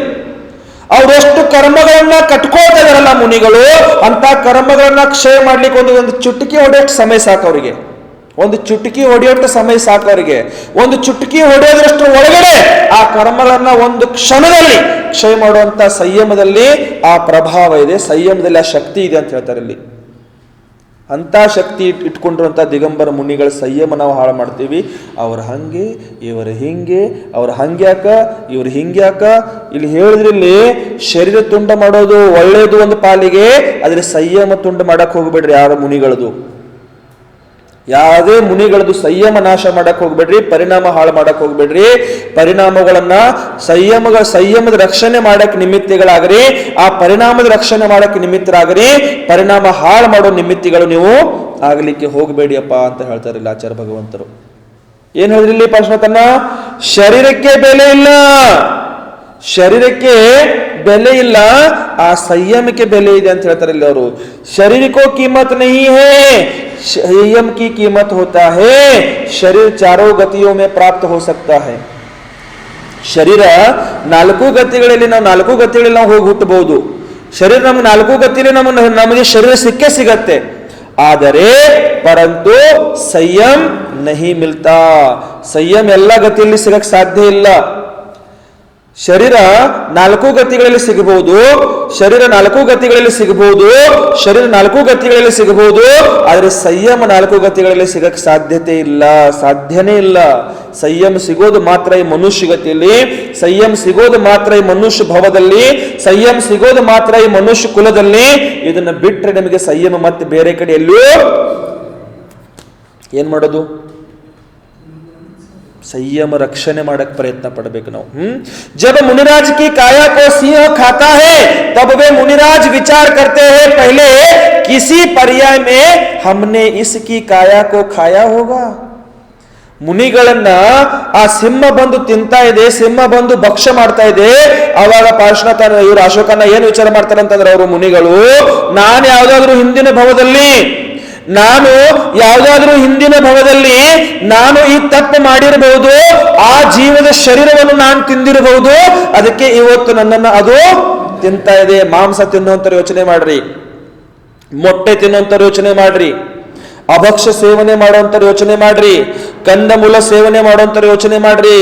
ನಾವು ಕಂದಮೂಲದಲ್ಲಿ ಕೂಡ ಅಸಂಖ್ಯಾತ ಅನಂತ ಜೀವಿಗಳನ್ನ ಭಕ್ಷ್ಯ ಮಾಡ್ತಾ ಇದ್ದೀವಿ. ಕಂದಮೂಲದಲ್ಲಿ ಕೂಡ ನಾವು ಅಸಂಖ್ಯಾತ ಅನಂತ ಜೀವಿಗಳನ್ನ ಜೀವಂತವಾಗಿ ಭಕ್ಷ್ಯ ಮಾಡ್ತಾ ಇದ್ದೀವಿ. ನಾಳೆ ನಮ್ಮನ್ನು ಕೂಡ ಯಾರಾದ್ರೂ ಭಕ್ಷ್ಯ ಮಾಡೋರು ಪಕ್ಕ ಕಾದಿರ್ದಾರ, ನಿಮಗೋಸ್ಕರ ಕಾಯ್ತಿದಾರಲ್ಲ ಅವರು. ನೀನ್ ಬಾನ, ನನ್ನನ್ನು ನೀನ್ ತಿಂದಿದ್ಯಾ, ನಿನ್ನ ನಾನು ತಿಂದೆ ಬಿಡೋದೇ ಇಲ್ಲ. ಮುನಿಗಳು ಚಿಂತನೆ ಮಾಡ್ತಾ ಇದ್ರಲ್ಲಿ, ನಾನು ಯಾವ್ದಾದ್ರು ಭವದಲ್ಲಿ ಇವನು ಶರೀರವನ್ನು ತಿಂದಿರಬಹುದು, ಆ ಸಿಂಹ ರಾಜನ ಶರೀರವನ್ನು ತಿಂದಿರಬಹುದು, ಅದಕ್ಕೆ ಆ ಸಿಂಹ ಇವತ್ತು ಬಂದು ನನ್ನನ್ನು ತಿಂತಾ ಇದ್ದಾನ, ನಾನು ಇದರಲ್ಲಿ ದುಃಖಿ ಆಗ್ಲಿಕ್ಕೆ ಏನು ಅವಶ್ಯಕತೆ ಇಲ್ಲ. ವಿಚಾರ करते हैं, ऐसा विचार करके समता भाव धारण कर लेते हैं. ಈ ರೀತಿ ವಿಚಾರ ಮಾಡಿಕೊಂಡು ಸಮತಾ ಭಾವವನ್ನು ಧಾರಣೆ ಮಾಡ್ಕೊಳ್ತಾರ ಸಾಧಕ ಹೇ. ಅವ್ರಿಗೆ ಏನಂತ ಹೇಳ್ತಾರ? ಸಾಧಕ ಅಂತ ಹೇಳ್ತಾರ. ಮುನಿರಾಜ್ ಸಬ್ಕೋ ಅಭಯ ದಾನ ದೇತೆ. ಮುನಿರಾಜರು ಎಲ್ಲರಿಗೂ ಅಭಯದಾನ ಕೊಡ್ತಿರ್ತಾರ. ನೀವೇನು ಅಭಯದಾನ ಕೊಡ್ತೀರಾ? ವೈಭವನ ಅಭಯದಾನದಲ್ಲಿ ಏನ್ ಕೊಡ್ತೀರಿ ನೀವು? ಅವ್ರಿಗೆ ಇರ್ಕೊಳ್ಳಕ್ಕೆ ಒಂದು ಆವಾಸ ದಾನ ಕೊಡಬಹುದು, ಇದಕ್ಕಿಂತ ಹೆಚ್ಚಿನ ಏನು ಕೊಡಲ್ಲ. ಅವ್ರಿಗೆ ನಡೆಯುವಾಗ ವಿಹಾರದಲ್ಲಿ ಅವ್ರ ಜೊತೆಗೆ ಹೋಗಿ ಸಂರಕ್ಷಣೆ ಮಾಡ್ಬೋದು, ಇದೊಂದಾಗ್ಬೋದು. ಇದಕ್ಕಿಂತ ಹೆಚ್ಚಿನ ಏನು ಕೊಡಕ್ಕಾಗಲ್ಲ. ಆದ್ರೆ ಮುನಿಗಳು ನಿಮ್ಗೆ ಎಲ್ಲರಿಗೂ ಅಭಯದಾನ ಏನು ಕೊಡ್ತಾರೆ ಅಂತಂದ್ರ ಎಲ್ಲರನ್ನು ಕ್ಷಮಾದಾನ ಕೊಡ್ತಾರಲ್ಲ, ಅದಕ್ಕಿಂತ ದೊಡ್ಡ ದಾನ ಬೇರೆ ಯಾವುದೂ ಇಲ್ಲ. ಎಲ್ಲರನ್ನು ಕ್ಷಮಿಸ್ತಾರೆ, ಇದೇ ದೊಡ್ಡ ದೊಡ್ಡ ಅಭಯದಾನ ಅಂತ ಹೇಳಿದಾರೆ ಅಲ್ಲಿ. ಆ ಮುನಿಗಳು ಆ ಸಿಂಹ ಬಂದು ಅವ್ರ ಶರೀರವನ್ನು ಭಕ್ಷ್ಯ ಮಾಡಿದ್ರು ಸಹ ಆ ಮುನಿಗಳು ಯೋಚನೆ ಮಾಡ್ತಾ ಇದಾರ, ನಾನು ಯಾವ್ದಾದ್ರು ಪೂರ್ವಭವದಲ್ಲಿ ಆ ಜೀವದ ಶರೀರ ನಾನು ತಿಂದಿರಬಹುದು, ಅದಕ್ಕೆ ಇವತ್ತು ನನ್ನನ್ನು ತಿಂತಾ ಇದೆ, ನಾನು ಅದಕ್ಕೆ ಏನ್ ಮಾಡ್ತೀನಿ, ಅಭಯದಾನ ಕೊಡ್ತೀನಿ, ನಾನು ಅದಕ್ಕೆ ಕ್ಷಮೆ ಮಾಡ್ತೀನಿ, ನನಗೂ ಅದು ಕ್ಷಮೆ ಮಾಡ್ಲಿ ಅನ್ನುವಂಥ ಭಾವನೆ ವ್ಯಕ್ತ ಮಾಡ್ತಾರೆ ಅಲ್ಲಿ ಮುನಿಗಳು. ಆ ಭಾವನೆಯಲ್ಲಿ ಪ್ರಕಟ ಮಾಡ್ಕೊಳ್ತಾರ, ಆ ಭಾವನೆಗಳನ್ನಲ್ಲಿ ವ್ಯಕ್ತ ಮಾಡ್ಕೊಳ್ತಾರ. ಈ ಪ್ರಕಾರ ಇಲ್ಲಿ ಭಯ ನಹಿ ಖಾತೆ, ಅವ್ರು ಯಾವುದೇ ಕಾರಣಕ್ಕೆ ಅವ್ರೇನಾಗಲ್ಲ, ಆ ಪರಿಸ್ಥಿತಿಯಲ್ಲಿ ಆ ಸರ್ಪ ಇರ್ಲಿ ಸಿಂಹ ಇರ್ಲಿ ಬಂದು ಅವ್ರನ್ನು ವಿಚಲಿತ ಮಾಡ್ತಿದ್ರು ಸಹ ಅವರು ಏನಾಗಲ್ಲ, ನಿಢರವಾಗಿ, ನಿಢರತೆಯಿಂದ, ಭಯದಿಂದ ಅಲ್ಲ, ಯಾವುದೇ ಪ್ರಕಾರದ ಭಯಗಳನ್ನ ಇಟ್ಟುಕೊಳ್ಳದೆ ನಿಢರ ರೂಪದಿಂದ ಧ್ಯಾನ ಮಾಡ್ತಿರ್ತಾರ. ಅಡೋಲ್ ಅಕಂಪ ಹೋಕರ್ಕೆ, ಅಡೋಲ್ ಮತ್ತು ಅಕಂಪ ಆಗಿ ದಂಶ ಮಸಕ ಪರಿಚಯಕ್ಕೂ ಸಹನ್ ಕರ್ಲೇತೆ ಹೇ, ದಂಶ ಮಸಕ ಪರಿಚಯಗಳನ್ನ ಅವ್ರು ಏನ್ ಮಾಡ್ತಿರ್ತಾರ, ಸಹನೆ ಮಾಡ್ಕೊಳ್ತಾ ಇರ್ತಾರ. ಸುಕೌಶಲ್ ಏವಂ ಸುಕುಮಾಲ್ ಆದಿ ಮುನಿರಾಜ್ ಕೆ ಶರೀರ್ ಕೆ ಲಿಯೇ, ಸುಕೌಶಲ ಮತ್ತು ಸುಕುಮಾಲ್ ಮುನಿಗಳ ಆ ಮುನಿಗಳ ಶರೀರವನ್ನು ಸಿಯಾರಣಿ ವ್ಯಾಘ್ರ ಆದಿ ಹಿಂಸಕ್ ಪ್ರಾಣಿಯೋನೆ ಛೇದನ್ ಭೇದನ್ ಕರ್ ನಿಗಲ್ ಖಾಲಿಯಾ. ನೋಡ್ರಿ, ಆ ಸುಕೌಶಲ ಮತ್ತು ಸುಕುಮಾಲ್ ಮುನಿಗಳನ್ನ ಬಂದು ಆ ಶಿಯಾರಣಿ ಅಂತಂದ್ರೆ ವ್ಯಾಘ್ರ ಆದಿ ಬಂದು ಆ ಪ್ರಾಣಿಗಳು ಬಂದು ಸಂಪೂರ್ಣ ಶರೀರವನ್ನು ತಿಂದು ನುಂಗ ಹಾಕ್ಬಿಟ್ಟು ಅವು ಛೇದನ್ ಬದನ್ ಕರ್ಕೆ ನಿಗಲ್ಲಿಯ ಮುನಿರಾಜ್ ಸಮತಾ ಭಾವಸೆ ಸಹನ್ ಕರ್ಲಿಯ. ಮುನಿಗಳೇನ್ ಮಾಡಿದ್ರು, ಸಮತೆ ಭಾವದಿಂದ ಸಹನೆ ಮಾಡ್ಕೊಳ್ತಾರ ವೈಭವನ್ನ. ಉತ್ತಮ ಗತಿಕೋ ಪ್ರಾಪ್ತ ಕರ್ಲಿಯ, ಉತ್ತಮ ಗತಿಯನ್ನು ಪ್ರಾಪ್ತಿ ಮಾಡ್ಕೊಂಡ್ಬಿಡ್ತಾರ. ಅವ್ರು ಯಾವುದೂ ಅದು ಪ್ರತಿಕ್ರಿಯೆ ಕೊಡಲ್ಲ ಅದಕ್ಕೆ, ಅವರು ಯಾವುದೇ ಕಾರಣಕ್ಕೆ ಅದಕ್ಕೆ ಪ್ರತಿಕ್ರಿಯೆ ಅವರು ಕೊಡುವುದಿಲ್ಲ, ಯಾವುದೇ ಕಾರಣಕ್ಕೆ ಅದಕ್ಕೆ ವಿರೋಧ ಮಾಡಲ್ಲ. ಅವ್ರು ಅದನ್ನ ಸಂಪೂರ್ಣ ರೂಪದಿಂದ, ಅದನ್ನ ಸಮತಾಭಾವದಿಂದ ಅದನ್ನ ಏನ್ ಮಾಡ್ತಾರ, ಸಹನೆ ಮಾಡ್ಕೊಳ್ತಿರ್ತಾರ. ಮಚ್ಚರ್ ಕಾಟೆ ಮಕ್ಕಿ ಕಾಟೆ, मच्छर काटे मक्खी काटे चीटी का ढेर बड़ा, मच्छर काटे चीटी काटे, मच्छर काटे मक्खी काटे चीटी का ढेर बड़ा. पार्श्वनाथ रे मुनिवर का तन ऐसा लगता, मुनिवर का तन ऐसा लगता लकड़ी का ठूंठ खड़ा. ಎಷ್ಟು ಸುಂದರವಾಗಿ ಉದಾಹರಣೆ ದೋಹಾ ಬರ್ತಾರಂತಂದ್ರೆ, ಮಚ್ಚರ್ ಸೊಳ್ಳೆ ಬಂದು ಕಚ್ಚಲಿ, ಮಕ್ಕಿ ನೊಣ ಬಂದು ಕಚ್ಚಲಿ, ಚೀಟಿ ಕಾ ಡೇರ್ ಬಡ, ಚೀಟಿ ಅಂದ್ರೆ ಇರುವೆಗಳು, ಇರುವೆ ರಾಶಿ ರಾಶಿ ಇರುವೆಗಳು ಬಂದು ಮೈ ಮೇಲೆ ಹತ್ತಾ ಇದಾವ, ಕಚ್ತಾ ಇದಾವ, ಶರೀರಕ್ಕೆ ಭಕ್ಷ್ಯ ಮಾಡ್ತಾ ಇದಾವ. ಆದ್ರೂ ಸಹ ಆ ಮುನಿಗಳು ಧ್ಯಾನದಲ್ಲಿ ಲೀನರಾಗ್ಬಿಟ್ಟಾರ. ಮುನಿವರ್ಕ ತನ ಏಸಾ ಲಗ್ತಾ, ಮುನಿಗಳ ಶರೀರ ಯಾವ ರೀತಿ ಅನ್ಸತ್ತೆ ಅಂದ್ರೆ ಆ ಸಮಯದಲ್ಲಿ ಲಕಡಿ ಕಾ ठूंठ खड़ा. ठूंठ ಅಂದ್ರೆ ಏನ, ಮರದ ಒಂದು ತುಂಡು, ಶರೀರ ಇಲ್ಲದವಾಗ ಅದನ್ನ ಅವ್ರು ಏನಂತ ಹೇಳ್ಕೊಂಡಿರ್ತಾರ, ಇದೊಂದು ಮರದ ತುಂಡು ಇದೆಯಪ್ಪ, ಮರ ಇದೆ ಇದು, ಈ ಮರದ ತರ ಅವ್ರು ಸುಮ್ಮನೆ ತಂತ ಹಣಲ್ಲಿ ಆಗಿಬಿಟ್ಟಿರ್ತಾರ. ಆ ಮರದ ಮೇಲೆ ಎಷ್ಟೋ ಬಂದು ಏನೋ ಚೀಟಿಗಳು, ಇರುವೆಗಳಿರ್ಲಿ, ನೊಣಗಳಿರ್ಲಿ, ಸೊಳ್ಳೆಗಳಿರ್ಲಿ ಬಂದು ಪ್ರಹಾರ ಮಾಡಿದ್ರೆ ಮರಕ್ಕೆ ಏನಾದ್ರೂ ಪ್ರಯೋಜನ ಆಗತ್ತೇನ್ರಿ? ಏನಾಗಲ್ಲ ಅದಕ್ಕೆ. ಆ ರೀತಿ ಅವ್ರ ಜೀವನ ಕಾಯ್ತಿರ್ತಾರಲ್ಲಿ. ಮುನಿರಾಜ್ ಪ್ರತಿ ಸಮಯ ಸಾಧನಾ ಆರಾಧನಾ ಮೇ रत रहते हैं, हर समस्या को तपस्या से हल कर लेते हैं. ಏನಾದ್ರು ಹರ್ ಸಮಸ್ಯಾ ಕೋ ತಪಸ್ಯಾ ಸೆ ಹಲ್ ಕರ್ ದೇತೆ. ಎಷ್ಟೋ ಬೇಕಂತ ಸಮಸ್ಯೆಗಳು ಬಂದ್ರು ಕೂಡ ತಪಸ್ಸಾ ಮೂಲಕ ಅದನ್ನ ಏನ್ ಮಾಡ್ತಾರೆ, ಅವರು ಪರಿಹಾರ ಹುಡುಕ್ತಿರ್ತಾರೆ, ಮಾಡ್ಕೊಳ್ತಿರ್ತಾರೆ ಅಂತ ತಿಳ್ಕೊಳ್ಬೇಕು. ಇಲ್ಲಿ ಅನೇಕ ಪ್ರಕಾರ ಕೆ ಪರಿಶ್ರಮ ಕೋ ಮುನಿರಾಜ್ सहज ही सह जाते हैं. ध्यान के समय, शयन के समय मच्छर आकर के काटते हैं, डंक लगाते हैं, कानों में भन भन गाते हैं, फिर भी ನೋಡ್ರಿ, ಧ್ಯಾನ ಸಮಯದಲ್ಲಿರಲಿ, ಮಲ್ಕೊಂಡಿರೋ ವಿಶ್ರಾಂತಿ ಸಮಯದಲ್ಲಿರಲಿ, ಆ ಸಮಯದಲ್ಲಿ ಬಂದು ಆ ಸೊಳ್ಳೆ ಬಂದು ಡಂಕ್ ಹೊಡಿತಾ ಇರತ್ತೆ, ಕಚ್ಚುತ್ತಾ ಇರತ್ತೆ, ಕಿವಿಯಲ್ಲಿ ಬಂದು ಭಜನೆ ಹಾಡು ಹೇಳ್ತಾ ಇರತ್ತೆ, ಸುಂದರವಾದ ಹಾಡು ಹೇಳ್ತಾ ಇರತ್ತೆ. ಆದರೂ ಸಹ ऐसे समय में महामुनीश्वर मच्छरों पर क्रोध नहीं करते हैं. ಇಂಥ ಸಮಯದಲ್ಲಿ ಕೂಡ ಬಂದು ತೊಂದರೆ ಕೊಡ್ತಿದ್ರು ಕೂಡ ಮುನಿಗಳದ್ರ ಮೇಲೆ ಕ್ರೋಧ ಮಾಡಿಕೊಳ್ಳುವುದಿಲ್ಲ. नहीं करते हैं, उनके प्रति हिंसात्मक भाव नहीं बनाते हैं. ಅದ್ರ ಬಗ್ಗೆ ಹಿಂಸಾತ್ಮಕ ಭಾವಗಳನ್ನ ಕೂಡ ವ್ಯಕ್ತ ಮಾಡುವುದಿಲ್ಲ. ಕಾಯಿಲ್ ಹಾಕರೋ, ಕಚವಾ ಚಾಪ್ ಯೂಸ್ ಮಾಡ್ರು, ಆಮೇಲೆ ಏನೇನಿದಾವಲ್ಲ ನಿಮ್ಮೆಲ್ಲವ ಬ್ಯಾಟ್ ಯೂಸ್ ಮಾಡ್ರು. ಹಿಂಸೆ ಮಾಡುವಂತ ಭಾವನೆಗಳನ್ನ ಮುನಿಗಳು ಯಾವುದೇ ಕಾರಣಕ್ಕೆ ಉಪಯೋಗ ಮನಸ್ಸಲ್ಲಿ ಪರಿಣಾಮ ಮಾಡಿಕೊಳ್ಳುವುದಿಲ್ಲ. ಇದು ನೆನಪಲ್ಲಿಟ್ಟುಕೊಳ್ಬೇಕು. ಒಂದು ನೆನಪಲ್ಲಿಟ್ಟುಕೊಳ್ಳಿ, ಯಾವುದೇ ಕಾರಣಕ್ಕೆ ನಿಮಗೆ ಭಾವನೆ ಆಗತ್ತೆ ಮುನಿಗಳಿಗೆ ಸೊಳ್ಳೆ ಕಚ್ಚಬಾರ್ದು, ಮುನಿಗಳಿಗೆ ಸೊಳ್ಳೆ ತೊಂದರೆ ಆಗಬಾರ್ದು ಅಂತ, ನೀವು ಬಂದು ಕಾಯಿಲ್ ಹಾಕ್ತೀರಾ. ಗುಡ್ ನೈಟ್, ಯಾವ್ದು ನೈಟ್ ಅದ, ಗುಡ್ ನೈಟ್, ಆಲ್ ಔಟ್, ಏನೇನೋ ಕಚವಾ ಚಾಪ ಅವೆಲ್ಲ ಬತ್ತಿ ಇವೆಲ್ಲ ಹಚ್ತಿರ ತಂದು, ಇದನ್ನ ಹಚ್ಚೋದಕ್ಕಿಂತ ಮುಂಚೆ ನೀವು ಅದನ್ನ ಹಚ್ಚಿದಾಗ ಎಷ್ಟು ಜೀವಿಗಳ ಹಿಂಸೆ ಆಗತ್ತೆ, ಎಷ್ಟು ಜೀವಿಗಳಿಗೆ ಕಷ್ಟ ಆಗತ್ತೆ. ನೀವು ನಿಮ್ಮ ಮನೆಯಲ್ಲಿ ವಾಸ ಮಾಡ್ತಾ ಇದ್ದೀರಾ, ನಿಮ್ಮ ಮನೆಯಲ್ಲಿ ನೀವು ವಾಸ ಮಾಡ್ತಿರೋ ನಿಮ್ಮನ್ನ ಮನೆಯಿಂದ ಓಡಿಸಿದಾಗ ನಿಮ್ಗೆ ಎಷ್ಟು ನೋವಾಗತ್ತೆ. ನೀವು ನಿಮ್ಮ ಮನೆಯಲ್ಲಿ ವಾಸ ಮಾಡ್ತಾ ಇದ್ದೀರಾ, ನಿಮ್ಮ ಮನೆಯಲ್ಲಿ ನೀವು ವಾಸ ಮಾಡ್ತಾಗ ಇನ್ನೊಬ್ರು ಬಂದು ನಿಮ್ಮನ್ನ ಹೊರಗಡೆ ಓಡಿಸ್ತಾ ಇದ್ದಾರೆ, ಹೊರಗಡೆ ನಿಮ್ಮನ್ನ ಹೊರಗೆ ಹಾಕ್ತಾ ಇದ್ದಾರೆ, ಅವಾಗ ನಿಮಗೆ ಎಷ್ಟು ನೋವಾಗತ್ತೆ? ಆಗತ್ತಿಲ್ರಿ ಪಾರ್ಶ್ವನಾಥರೇ? ನಿಮ್ಮ ಮನೆಯಿಂದ ಯಾರಾದ್ರೂ ನಿಮ್ಮನ್ನ ಹೊರಗೆ ಹಾಕಿಬಿಟ್ರೆ ನಿಮ್ಗೆ ಯಾವಾಗ ಎಷ್ಟು ನೋವಾಗತ್ತೆ? ಪೊಲೀಸ್ ಕಂಪ್ಲೇಂಟ್ ಕೊಡ್ತೀರಾ, ಅವ್ರ ಮೇಲೆ ಏನೇನೋ ವಿರೋಧ ಮಾಡ್ತೀರಾ, ವಿರೋಧ ಪ್ರದರ್ಶನ ಮಾಡ್ತೀರಾ, ಎಲ್ಲಾ ಪ್ರಕಾರದ ಕ್ರಿಯೆಗಳನ್ನ ಮಾಡ್ತಿರಿಲ್ಲ. ಸೊಳ್ಳೆಗಳು ಏನ್ ಮಾಡ್ಬೇಕಾವ? ಅವರು ವಾಸ ಮಾಡುವಂತ ಸ್ಥಾನಗಳವು, ಅವರು ವಾಸ ಮಾಡುವಂತ ಆ ಸ್ಥಾನಗಳು, ಆ ಸ್ಥಾನದಿಂದ ನಾವು ಅವ್ರನ್ನ ಹೊರಗೆ ಓಡಿಸ್ತೀವಿ. ಆಲ್ ಔಟ್ ಹಚ್ಚಬೇಡಪ್ಪ ಅಂತಂದ್ರೆ ಇಲ್ಲ ಮರ ಸಾಯಲ್ಲ, ಅವು ಹೊರಗಡೆ ಹೋಗ್ತಾವಂತ, ಅವು ಸಾಯಲ್ಲ, ಅವು ಹೊರಗಡೆ ಹೋಗ್ತಾವಂತ. ಇನ್ನೊಬ್ರು ನೀವು ಅವ್ರ ಮನೆಯಿಂದ ಅವ್ರನ್ನ ಹೊರಗಡೆ ಹಾಕೋದು ನಿಮಗೆ ಪಾಪ ಇಲ್ವದು? ಅವರನ್ನ ಅವ್ರ ಮನೆಯಿಂದ ನೀವು ಹೊರಗಡೆ ಹಾಕೋದು ನಿಮಗೆ ಪಾಪ ಆಗಲ್ವದು? ಯಾಕೆ ಹಾಕ್ತೀರಾ? ಎಷ್ಟು ಕಷ್ಟ ಕಚ್ಚಲಿ, ಎಷ್ಟು ಅವ್ರದ್ದು ಪಾಲದಿದೆ ಅಷ್ಟು ತಗೊಂಡು ಹೋಗ್ತಾವ. ಅವ್ರಿಗೆ ಎಷ್ಟು ಅವ್ರ ಪಾಲದಿದೆ, ಅವ್ರಿಗೆ ಏನ್ ಸಿಗಬೇಕಂತಿದೆ ಅಷ್ಟು ಸಿಗತ್ತೆ, ತಗೊಳ್ತಾರ, ಹೋಗ್ತಾರ, ಆರಾಮ ನೆಮ್ಮದಿಯಾಗಿರ್ತಾರ. ಇರ್ಲಿ ಬಿಡಿ. ಸೊಳ್ಳೆ ಎಲ್ಲಿವರೆಗೆ ಕಷ್ಟ ಗೊತ್ತಾ ನಿಮಗೆ? ಸೊಳ್ಳೆ ಎಲ್ಲಿವರೆಗೆ ಕಚ್ತಾವ ಅಂತಂದ್ರೆ, ಎಲ್ಲಿವರೆಗೆ ನಿಮ್ಮ ಶರೀರ ಜಾಗೃತಿ ಇದೆ ಅಲ್ಲಿವರೆಗೆ ಕಚ್ತಾವ. ಎಲ್ಲಿವರೆಗೆ ನಿಮ್ಮ ಶರೀರ ಜಾಗೃತಿ ಇದೆ ಅಲ್ಲಿವರೆಗೆ ಬಂದು ನಿಮಗೆ ಸೊಳ್ಳೆ ಕಚ್ತಾ ಇರ್ತಾವ. ಯಾವಾಗ ನಿಮ್ಮದು ಶರೀರ ಅಜಾಗೃತ ಅವಸ್ಥೆಯಲ್ಲಿ ಹೋಗಿಬಿಡತ್ತೆ, ಆವಾಗ ಸೊಳ್ಳೆ ಬಂದು ನಿಮಗೆ ಕಚ್ಚಲ್ಲವ. ಅಜಾಗೃತ ಅವಸ್ಥೆಯಲ್ಲಿ ಯಾವಾಗ ಹೋಗುತ್ತೆ ಅದು? ಯಾವಾಗ ಹೇಳಿ ನೋಡೋಣ? ಯಾವಾಗ ಒಂದ್ರೆ ಫುಲ್ ಗಾಢ ನಿದ್ದೆ ಬಂದ್ಬಿಡತ್ತೆ, ಅವಾಗ ಬಂದು ಸೊಳ್ಳೆ ನಿಮಗೆ ಕಚ್ಚಲ್ಲ. ಯಾವಾಗ ನೀವು ಫುಲ್ ಗಾಢ ಧ್ಯಾನದಲ್ಲಿ ಏನಾಗ್ತಾರ ಅವಾಗ ನಿಮಗೆ ಸೊಳ್ಳೆ ಬಂದು ಕಚ್ಚಲ್ಲ. ಸೊಳ್ಳೆ ಕಷ್ಟ ಆಗ್ತಾ ಇದೆ, ಧ್ಯಾನ ಕುತ್ಕೊಂಡ್ಬಿಡ್ರಿ, ಶರೀರ ಮೇಲಿರುವಂತ ಮೋಹ ತ್ಯಜಿಸಿಬಿಡಿ. ಎಷ್ಟೋ ತನಕ ಕಚ್ಚೋದವ, ಕಚ್ತಾವ ಎಷ್ಟು ಪಾಲದಿದಷ್ಟು ತಗೊಳ್ತಾವ, ಹೋಗಿಬಿಡ್ತಾವ. ಮುನಿಗಳಿಗೆ ಈ ರೀತಿ ಹೇಳಿದಾರೆ, ಈ ರೀತಿ ನೀವು ಅದರದ್ದು ಉಪಯೋಗ ಮಾಡ್ಕೊಳಕ್ ಹೇಳಿದಾರ. ಸೊಳ್ಳೆಗಳನ್ನ ಓಡಿಸುವಂತ ಪ್ರಯೋಗ ಮಾಡಬೇಡಿ, ನೀವು ಧ್ಯಾನದಲ್ಲಿ ಕೂತ್ಕೊಳ್ಳಿಕ್ಕೆ ಉಪಯೋಗ ಮಾಡ್ಕೊಳ್ಳಿ. ಏನ್ ಮಾಡೋದು? ಇದೇ ಇನ್ನು 10 ದಿವಸ ದಶಲಕ್ಷದಲ್ಲಿ 10 ದಿವಸ ಇದೇ ಹಬ್ಬ. ನಿಮಗೆ ನೋಡ್ತೀವಿ, ಅವಾಗ ನಿಮಗೆ ಹೇಳ್ತೀವಿ.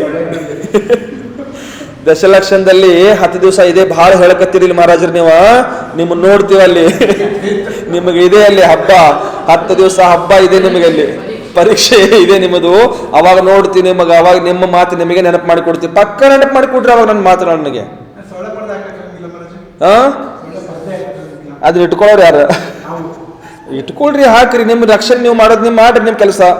ಅಭಯದಾನ ಕೊಡೋದು ನಿಮ್ ಜವಾಬ್ದಾರಿ ಇದೆ, ಅಭಯದಾನ ಕೊಡೋ ಜವಾಬ್ದಾರಿ ನಿಮ್ಮದಿದೆ. ನೀವು ಹೇಗೋ ಅದನ್ನ ರಕ್ಷಣೆ ಮಾಡ್ಬೋದು. ಸೊಳ್ಳೆ ಪರದೆಯಿಂದ ಹಿಂಸೆ ಆಗಲ್ಲ, ಅವ್ರವ್ರ ಪಾಡಿಗೆ ಅವ್ರು ಇರ್ತಾರ. ನಿಮ್ಮ ರಕ್ಷಣೆ ನೀವು ಮಾಡ್ಕೊಳ್ಳಿ. ಅದಕ್ಕೆ ಎಲ್ಲಿ ಸಿಗಬೇಕಲ್ಲಿ ಹೋಗ್ತಿರಿ, ತಿಂದ್ಕೊಂಡು ಬರ್ತಾವ, ನಿಮ್ಮ ಹತ್ರ ಬಂದ್ಬಿಡ್ತಾವ ಅವಾಗ. ಹೌದಲ್ರಿ? ರಕ್ಷಣೆ ಮಾಡೋ ಕರ್ತವ್ಯ ಯಾರ್ದಿದೆ? ಶ್ರಾವಕರ್ದಿದೆ. ಅದು ಹಿಂಸೆ ಇದೆ. ಆಲ್ ಔಟ್ ಹಾಕೋದು, ಗುಡ್ ನೈಟ್ ಹಾಕೋದು, ಕಚವಾ ಚಾಪ್ ಹಾಕೋದು, ಧೂಪ ಹಾಕೋದು, ಇದು ಹಿಂಸೆ ಇದೆ. ಅದಕ್ಕಿಂತ ನಿಮ್ಮ ರಕ್ಷಣೆ ನೀವು ಮಾಡ್ಕೊಡಲ್ಲ, ನಿಮ್ಮ ಪ್ರೊಟೆಕ್ಷನ್ ನೀವು ಮಾಡ್ಕೊಳ್ಳಿ. ನಿಮ್ಮ ಪ್ರೊಟೆಕ್ಷನ್ ನೀವು ಮಾಡ್ಕೊಂಡ್ರೆ, ಪ್ರೊಟೆಕ್ಷನ್ ಅಂತಾರಲ್ಲ, ಪ್ರೊಡಕ್ಷನ್ ಅಂತಾರ. ಪ್ರೊಟೆಕ್ಷನ್ ಏನು? ಪ್ರೊಡಕ್ಷನ್ ಬಹಳ ಕನ್ಫ್ಯೂಷನ್. ಪ್ರೊಡಕ್ಷನ್ ಅಂದ್ರೆ ಉತ್ಪಾದನೆ ಮಾಡೋದು, ರಕ್ಷಣೆ ಮಾಡ್ಕೊಳ್ಳೋದು. ಶಬಾಷ್. ಈ ಇಂಗ್ಲಿಷ್ ಶಬ್ದ ಸ್ವಲ್ಪ ಕಲಿಬೇಕಾಗಿದೆ ಮರ ನಾನು. ಅದು 36 ಅಕ್ಷರ ಇದಾವ ಅಷ್ಟೇ, ಆದ್ರೆ ಅವ ಎಷ್ಟು ತಲೆ ಹಾಳು ಮಾಡ್ತಾವ ಗೊತ್ತಾ? ಎಷ್ಟು ತಲೆ ಹಾಳು ಮಾಡ್ತಾವ. ಈ ಪ್ರಕಾರ ಎಲ್ಲಿ ಹೋಯ್ತು? ಕಾಯಾ ಕೆ ಸುಖ ಕೆ ಲಿಯೇ ಪರ್ ಕಿ ಕಾಯಾ ಕೋ ದುಃಖ ನಹಿ ದೇತೆ. ಬಹಳ ಸುಂದರ ಶಬ್ದ ಇತ್ತು ನೋಡ್ರಿ. ತನ್ನ ಶರೀರಕ್ಕೆ ಸುಖ ಕೊಡೋದಕ್ಕೋಸ್ಕರ ಪರರ ಶರೀರಕ್ಕೆ ಅವರು ಕಷ್ಟ ಕೊಡುವುದಿಲ್ಲ. ಇಷ್ಟೇ ಮಾಡೋದಿದೆ ಇಲ್ಲಿ. ನಮ್ಮ ಶರೀರದ ರಕ್ಷಣೆಗೋಸ್ಕರ, ನಮ್ಮ ಶರೀರಕ್ಕೆ ಸುಖ ಕೊಡೋದಕ್ಕೋಸ್ಕರ ಪರರ ಶರೀರಕ್ಕೆ ಅವರು ದುಃಖ ಕೊಡುವುದಿಲ್ಲ, ಪರರ ಶರೀರಕ್ಕೆ ಅವರು ಕಷ್ಟ ಕೊಡುವುದಿಲ್ಲ, ಪರರ ಶರೀರಕ್ಕೆ ಅವರು ನೋವು ಕೊಡುವುದಿಲ್ಲ. ಯಾರು? ಸಂಪತ್ತಿಗೆ ಸವಾಲು ಹೇಳ್ರಿ, ಯಾರು? ಮುನಿಗಳು. ಯಾರು ನೋವು ಕೊಡುವುದಿಲ್ಲ? ಮುನಿಗಳು ಪರರಿಗೆ ನೋವು ಕೊಡುವುದಿಲ್ಲ. ಮೊನ್ನೆ ಒಂದು ಬಂತು ವಿಷಯ, ಇದರಲ್ಲಿ ಮುಂದೆ ಬರುತ್ತೆ, ಅದು ವಿಷಯಕ್ಕಿಂತ ನೆನಪೈತೆ ಅಂತ ಹೇಳಿಬಿಡ್ತೇನೆ. ನಂಗೆ ಯಾರೋ ಒಬ್ರು ಬಂದು ಹೇಳ್ತಿದ್ರು, ಮಹಾರಾಜರು ರಾತ್ರಿ ಯಾಕೆ ಕೇಶಾಲೋಚನೆ ಮಾಡ್ಕೊಂಡ್ರು, ರಾತ್ರಿ ಮಾಡ್ಕೊಳ್ದಿರತ್ತ ಅದು ಅಂತ. ಯಾರು ಮಾತಾಡಿದ್ರು ಗೊತ್ತಿಲ್ಲ, ಯಾರೋ ಬಂದು ನಂಗೆ ಯಾರು ನಾನು ಮರ್ತು ಬಿಡ್ತೀನಿ ಯಾರು ಹೇಳಿದ್ರಿ ಅಂತ. ರಾತ್ರಿ ಯಾಕೆ ಮಾಡ್ಕೊಂಡ್ರು ಅವರು ಅಂತ. ಇವ್ರು ಕೇಳೋ ಅಧಿಕಾರ ಏನಿದೆ? ನಮ್ಮ ಚರ್ಯೆ, ನಮ್ಮ ಸಾಧನೆ ನಾವು ಯಾವಾಗಲೂ ಮಾಡ್ಕೊಳ್ಬಹುದು. ಅಧಿಕಾರನೆಲ್ಲ ನಿಮಗೆ ಕೇಳಕ್ಕೆ ಅಧಿಕಾರನೇ ಮುಗಿದು ಹೋಗ್ತಲ್ಲಿ. ನಮ್ಮ ಚರ್ಯೆ ನಾವು ಯಾವಾಗಲೂ ಮಾಡಬಹುದು. ನಮಗೆ ಇವಾಗಲೇ ಮಾಡಬೇಕು, ಹೀಗೆ ಮಾಡಬೇಕು, ಹಾಗೆ ಮಾಡ್ಬೇಕಂತೇನಿಲ್ಲ. ಕೆಲವೊಂದು ನಿಯಮಗಳೇನಿದಾವಲ್ಲ, ಆಹಾರ ಚರ್ಯೆ ರಾತ್ರಿ ಮಾಡಕ್ಕಾಗಲ್ಲ, ಅದು ಹಗಲೊತ್ತೆ ಮಾಡಬೇಕು. ಓಕೆ, ಹಗಲೊತ್ತೆ ಮಾಡ್ತೀವಿ, ಅದು ಯಾವಾಗಲೂ ಮಾಡಕ್ ಬರಲ್ಲ. ಮಿಕ್ಕಿದೇನಿದಾವಲ್ಲ ನಾವು ಯಾವಾಗಲೂ ಮಾಡಬಹುದು. ನಮ್ಮ ಅನುಕೂಲತೆಗೆ ಮಾಡ್ಬೇಕಂತ ಹೇಳಿದಾರೆ ಅಲ್ಲಿ. ನಿಮಗೋಸ್ಕರ ಇಲ್ಲ ಅದು ಚರ್ಯ. ಸಾಧುಚರ್ಯೆ ನಿಮ್ಮ ಶ್ರಾವಕರಿಗೋಸ್ಕರ ಇಲ್ಲ, ಸಾಧುಚರ್ಯೆ ಸಾಧುಗಳಿಗೋಸ್ಕರ ಇದೆ. ಅದು ರಾತ್ರಿ ಯಾಕೆ ಮಾಡ್ಕೊಂಡ್ರು ಅವರು? ನಮ್ಮ ಇಚ್ಛಾಪ, ಅದು ನೀವೇನು ಕೇಳ್ತಿರೋದು? ತಪ್ಪಿಲ್ಲದು. ಬೇರೆ ವಿಷಯ ತಪ್ಪಿದ್ರೆ ನೀವು 100% ಬಂದು ಕಿವಿಗಡ್ಡೆ ಹಿಡಿದು ಕೇಳಿ. ಆದ್ರೆ ನೀವು ಶ್ರಾವಕರು ಇರ್ಬೇಕು ಮೊದಲು. ಅವಾಗ ನಿಮಗೂ ಅಧಿಕಾರ ಇದೆ, ನಮ್ಮ ಕಿವಿ ಹಿಡಿದು ಕೇಳೋ ಅಧಿಕಾರ ನಿಮಗಿದೆ ಶ್ರಾವಕರಿಗೆ. ಆದ್ರೆ ನೀವು ಶ್ರಾವಕರು ಇರ್ಬೇಕು ಮೊದಲು. ನಿಮ್ಮಲ್ಲಿ ಆ ಶ್ರಾವಕರ ಗುಣಗಳು ನಿಮ್ಮಲ್ಲಿ 100% ಇದಾವ ಅಂತ ನಮಗೆ ಕನ್ಫರ್ಮ್ ಆದ್ರೆ ನನ್ನ ಕಿವಿ ಹಿಡಿಲಿಕ್ಕೆ ಕೂಡ ನಿಮಗೆ ಅಧಿಕಾರ ಇದೆ. ಮಹಾರಾಜರೇ ನೀವು ತಪ್ಪು ಮಾಡ್ತಾ ಇದ್ದೀರಾ, ಯಾಕೆ? ನೀವು ಅವಾಗ ತಂದೆ ಸ್ಥಾನದಲ್ಲಿ ಇದ್ದೀರಾ.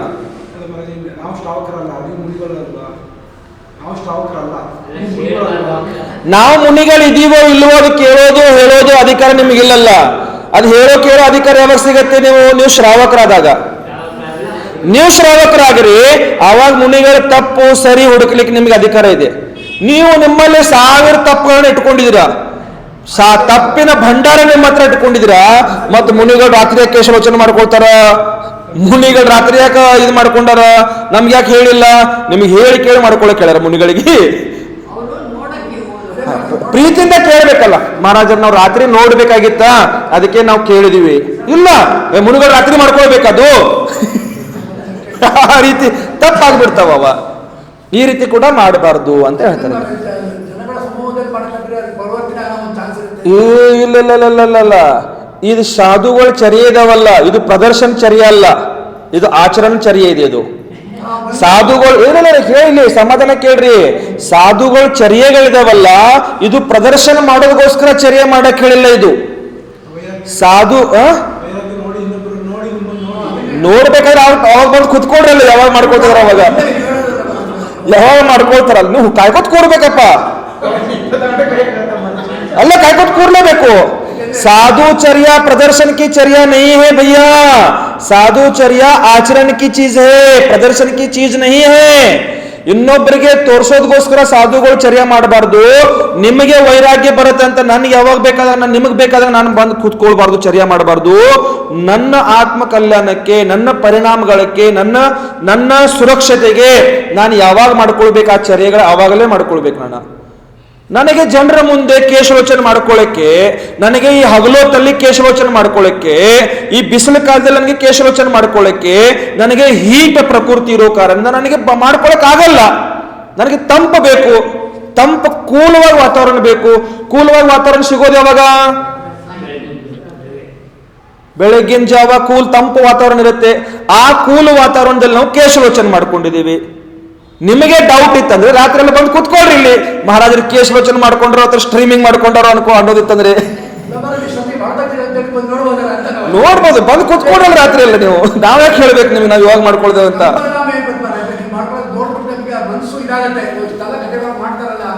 ಅಯ್ಯೋ, ಇಂಥ ಕೇಶಾಲೋಚನೆ ಎಷ್ಟು ನೋಡ್ಕೊಂಡ್ರು ಇನ್ನೂ ಆಗಿಲ್ಲ, ಮತ್ತೆ ಇನ್ನೊಂದು ಒಬ್ರು ನೋಡಾಗತ್ತ ನಿಮಗೆ. ಅದಕ್ಕೆ ಇಲ್ಲಿ ಹೇಳ್ತಾರ ಕಾಯಕ್ಕೆ ಸುಖಕ್ಕೆ ಲಿಯೇ, ಕಾಯ ತನ್ನ ಶರೀರಕ್ಕೆ ಸುಖ ಕೊಡೋದಕ್ಕೋಸ್ಕರ ಪರರ ಶರೀರಿಗೆ ಅವರು ಕಷ್ಟ ಕೊಡುವುದಿಲ್ಲ. मच्छरों के कारण से असंयम में भाव नहीं बनाते. ಮಚ್ಚರಿಂದ ಆಗುವಂತ ಏನು ಕಾರಣಗಳಿದಾವ, ಮಚ್ಚರಿಂದ ಆಗುವಂತ ಸೊಳ್ಳೆಯಿಂದ ಆಗುವಂತ ಏನು ಕಷ್ಟಗಳಿದಾವ, ಆ ಕಷ್ಟಗಳಿಂದ ಅವರು ಅಸಂಯಮಮಯ ಭಾವವನ್ನು ಮಾಡಿಕೊಳ್ಳುವುದಿಲ್ಲ, ಸಂಯಮವನ್ನು ಕಳ್ಕೊಳ್ಳುವುದಿಲ್ಲ. ಸಂಯಮದಲ್ಲಿ ಅವರು ದೃಢವಾಗಿರ್ತಾರ.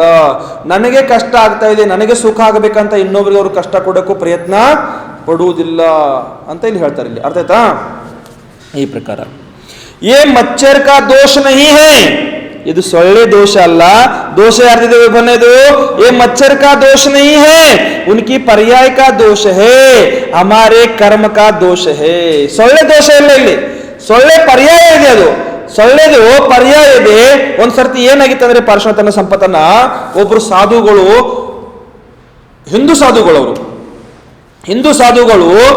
ಒಂದು ಹೊಳೆ ಹತ್ರ ಹೋಗಿ ಧ್ಯಾನ ಕೂತ್ಕೊಂಡಿದಾರ ಅಥವಾ ಸ್ನಾನಕ್ಕೆ ಹೋಗಿದಾರ, ಏನೋಕೋ ಹೊಳೆ ಹತ್ರ ಹೋಗಿದಾರ. ಅಲ್ಲಿ ಆ ಹೊಳೆ ಹತ್ರ ಹೋದಾಗ ಆ ಹೊಳೆ ನೀರಿನಲ್ಲಿ ಒಂದು ಚೇಳು ಮುಳುಗುತ್ತಾ ಇತ್ತು. ಚೇಳು ಏನಾಗ್ತಾ ಇತ್ತು? ಮುಳುಗುತ್ತಾ ಇತ್ತು.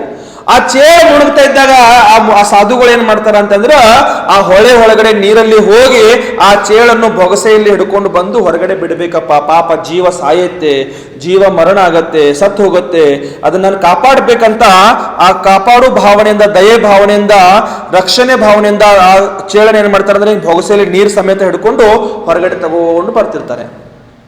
ಬೊಗಸೆ ಎಷ್ಟಾದ್ರೂ ನೀರು ಉಳ್ಕೊಳ್ಳಲ್ಲ, ಕೈಯಲ್ಲಿ ನೀರೆಲ್ಲ ಸೋರಿ ಕೆಳಗಡೆ ಹೋಗುತ್ತೆ. ಯಾವಾಗ ಆ ಚೇಳಿಗೆ ಶರೀರದ ಸ್ಪರ್ಶ ಆಗತ್ತೆ, ಶರೀರದ ಸ್ಪರ್ಶ ಆದಾಗ ಏನ್ ಮಾಡ್ತದು? ಕುಕ್ ಬಿಡುತ್ತೆ. ಕುಕ್ಕಿದ ಕೂಡಲೇ ಮತ್ತೆ ಕೈಯಿಂದ ಬಿಟ್ಬಿಡ್ತಾರೆ ಅವರು. ಅಷ್ಟು ವೇದನೆ ಆಯ್ತು ಅವ್ರಿಗೆ. ಕೈಯಿಂದ ಬಿಟ್ಟಿದ ಕೂಡಲೇ ಮತ್ತೆ ನೋಡ್ತಾರೆ, ಅಯ್ಯೋ ಮತ್ತೆ ಪಾಪ ನೀರಲ್ಲಿ ಮುಳುಗತ್ತೆ ಅಂತ ಹೇಳ್ತಾರೆ. ಮತ್ತೆ ಬೊಗಸಲ್ಲಿ ನೀರು ತಗೊಂಡು ಅದನ್ನ ಹಿಡ್ಕೊಂಡ್ ಬರ್ತಾರ. ಹಿಂಗಿದೊಂದು 8-10 ಸರ್ತಿ ಇದು ಕ್ರಿಯೆ ನಡೀತಾ ಇತ್ತು. ಈ ಕ್ರಿಯೆ 8-10 ಸರ್ತಿ ಈ ಕ್ರಿಯೆ ನಡೀತಾ ಇದೆ. ಈ ಕ್ರಿಯೆ ನಡೀತಾ ಇರುವಾಗ ಒಬ್ಬ ಹುಡುಗ ಅಲ್ಲಿ ಮೇಲೆ, ಬಾಲಕ ಮೇಲೆ ಕುತ್ಕೊಂಡು ನೋಡ್ತಾ ಇದನ್ನೆಲ್ಲ ನೋಡ್ತಾ ಇದ್ದ. ಇದು ನೋಡ್ತಾ ಇರುವಂತ ಬಾಲಕ ಆ ಸಾಧುಗಳಿಗೆ ಹೇಳ್ತಾನ, ನೀವೆಷ್ಟು ಬುದ್ಧಿ ಇಲ್ದರಿದ್ದೀರಾ ಅಂತ ಹೇಳ್ತಾನವ. ನಿಮ್ಗೆ ಸ್ವಲ್ಪನೂ ಬುದ್ಧಿ ಇಲ್ಲ, ಸ್ವಲ್ಪನೂ ವಿವೇಕ ಇಲ್ಲ, ಸ್ವಲ್ಪ ನಿಮಗೆ ಜ್ಞಾನ ಇಲ್ವಾ? ನೀವೆಷ್ಟು ಹುಚ್ಚರಿದ್ದೀರಾ ನೀವು? ಆ ಚೇಳನ್ನು ಕಾಪಾಡ್ಬೇಕಂತ ನೀವು ಅಷ್ಟು ಕಷ್ಟ ಪಡ್ತಿದ್ದೀರಾ, ಆದ್ರೆ ಆ ಚೇಳಿಗೆ ಸ್ವಲ್ಪ ಕೂಡ ಉಪಕಾರದ ಸ್ಮರಣೆ ಇಲ್ಲ, ನಿಮಗೆ ಕಚ್ತಾ ಇದೆ, ಮತ್ತು ಅದನ್ನ ಹಿಡ್ಕೊಂಡು ನೀವು ಹೊರಗಡೆ ಬರ್ಲಿಕ್ಕೆ ಪ್ರಯತ್ನ ಪಡ್ತಿದ್ರಲ್ಲ, ನಿಮ್ಗೆ ಸ್ವಲ್ಪ ಬೇಕಲ್ಲ, ಬುದ್ಧಿ ಇಲ್ವಾ ನಿಮಗೆ? ಹುಚ್ಚರಿದ್ರ ನೀವು ಅಂತ ಆ ಹುಡುಗ, ಆ ಬಾಲಕ, ಅಬೋಧ ಬಾಲಕ ಆ ಸಾಧುಗಳಿಗೆ ಹೇಳ್ತಾನ. ಆ ಸಾಧುಗಳು ಆ ಹುಡುಗನಿಗೆ ಹೇಳ್ತಾರ, ಹುಡುಗ ಏ ಬುದ್ಧಿವಂತ, ಆ ಚೇಳು ತನ್ನ ಸ್ವಭಾವ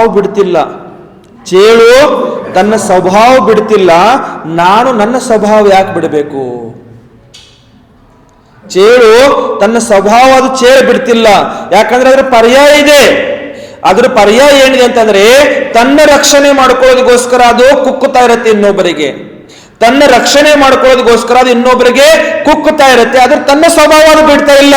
ನನ್ನ ರಕ್ಷಣೆ ಮಾಡುವಂತ ಸ್ವಭಾವ ಇದೆ, ನಂದು ಜೀವ ರಕ್ಷಣೆ ಮಾಡುವಂತ ಸ್ವಭಾವ ಇದೆ, ನಂದು ದಯ ಇಟ್ಕೊಳ್ಳುವಂತ ಸ್ವಭಾವ ಇದೆ, ನಂದು ವಾತ್ಸಲ್ಯಮಯ ಸ್ವಭಾವ ಇದೆ. ನಾನು ನನ್ನ ಸ್ವಭಾವ ಯಾಕೆ ಬಿಡಬೇಕು? ನನಗೇನು ಬಿಡೋದಾಗತ್ತೆ ಇದು ನನ್ನ ಸ್ವಭಾವವನ್ನು? ಅದು ಅದು ಅದು ಅದ್ರ ಕೆಲಸ ಅದು ಮಾಡ್ತಾ ಇದೆ, ಇದು ನನ್ನ ಕೆಲಸ ನಾನು ಮಾಡ್ತಾ ಇದ್ದೀನಿ. ಸೊಳ್ಳೆ ಕೆಲಸ ಸೊಳ್ಳೆ ಮಾಡ್ತಾ ಇದೆ, ನನ್ನ ಕೆಲಸ ಏನು? ಸೊಳ್ಳೆಯನ್ನ ಓಡಿಸೋದಲ್ಲ, ಪಿಂಚಿಯಿಂದ ಹಿಂಗ ಸೊಳ್ಳೆಗಳನ್ನ ಓಡಿಸೋದು ನನ್ನ ಸ್ವಭಾವ ಅಲ್ಲ. ನನ್ನ ಸ್ವಭಾವ ಏನಿದೆ? ನನ್ನ ಸ್ವಭಾವ ಸಹನೆ ಮಾಡುವುದು. ನನ್ನ ಸ್ವಭಾವ ಏನಿದೆ? ನನ್ನ ಸ್ವಭಾವ ಸಂಯಮದ ರಕ್ಷಣೆ ಮಾಡೋದು, ಶರೀರದ ರಕ್ಷಣೆ ಅಲ್ಲ. ಶರೀರ ರಕ್ಷಣೆ ಮಾಡುವಂತ ಕೆಲಸ ಯಾರ್ದು? ಕರ್ತವ್ಯ ಯಾರ್ದು? ಈಗ ನೀವು ಮಾಡ್ತೀರಾ, ಬಿಡ್ತೀರಾ? ನೋಡೋಣ 10 ದಿವಸ ಎಷ್ಟು ಮಾಡ್ತೀರಾ?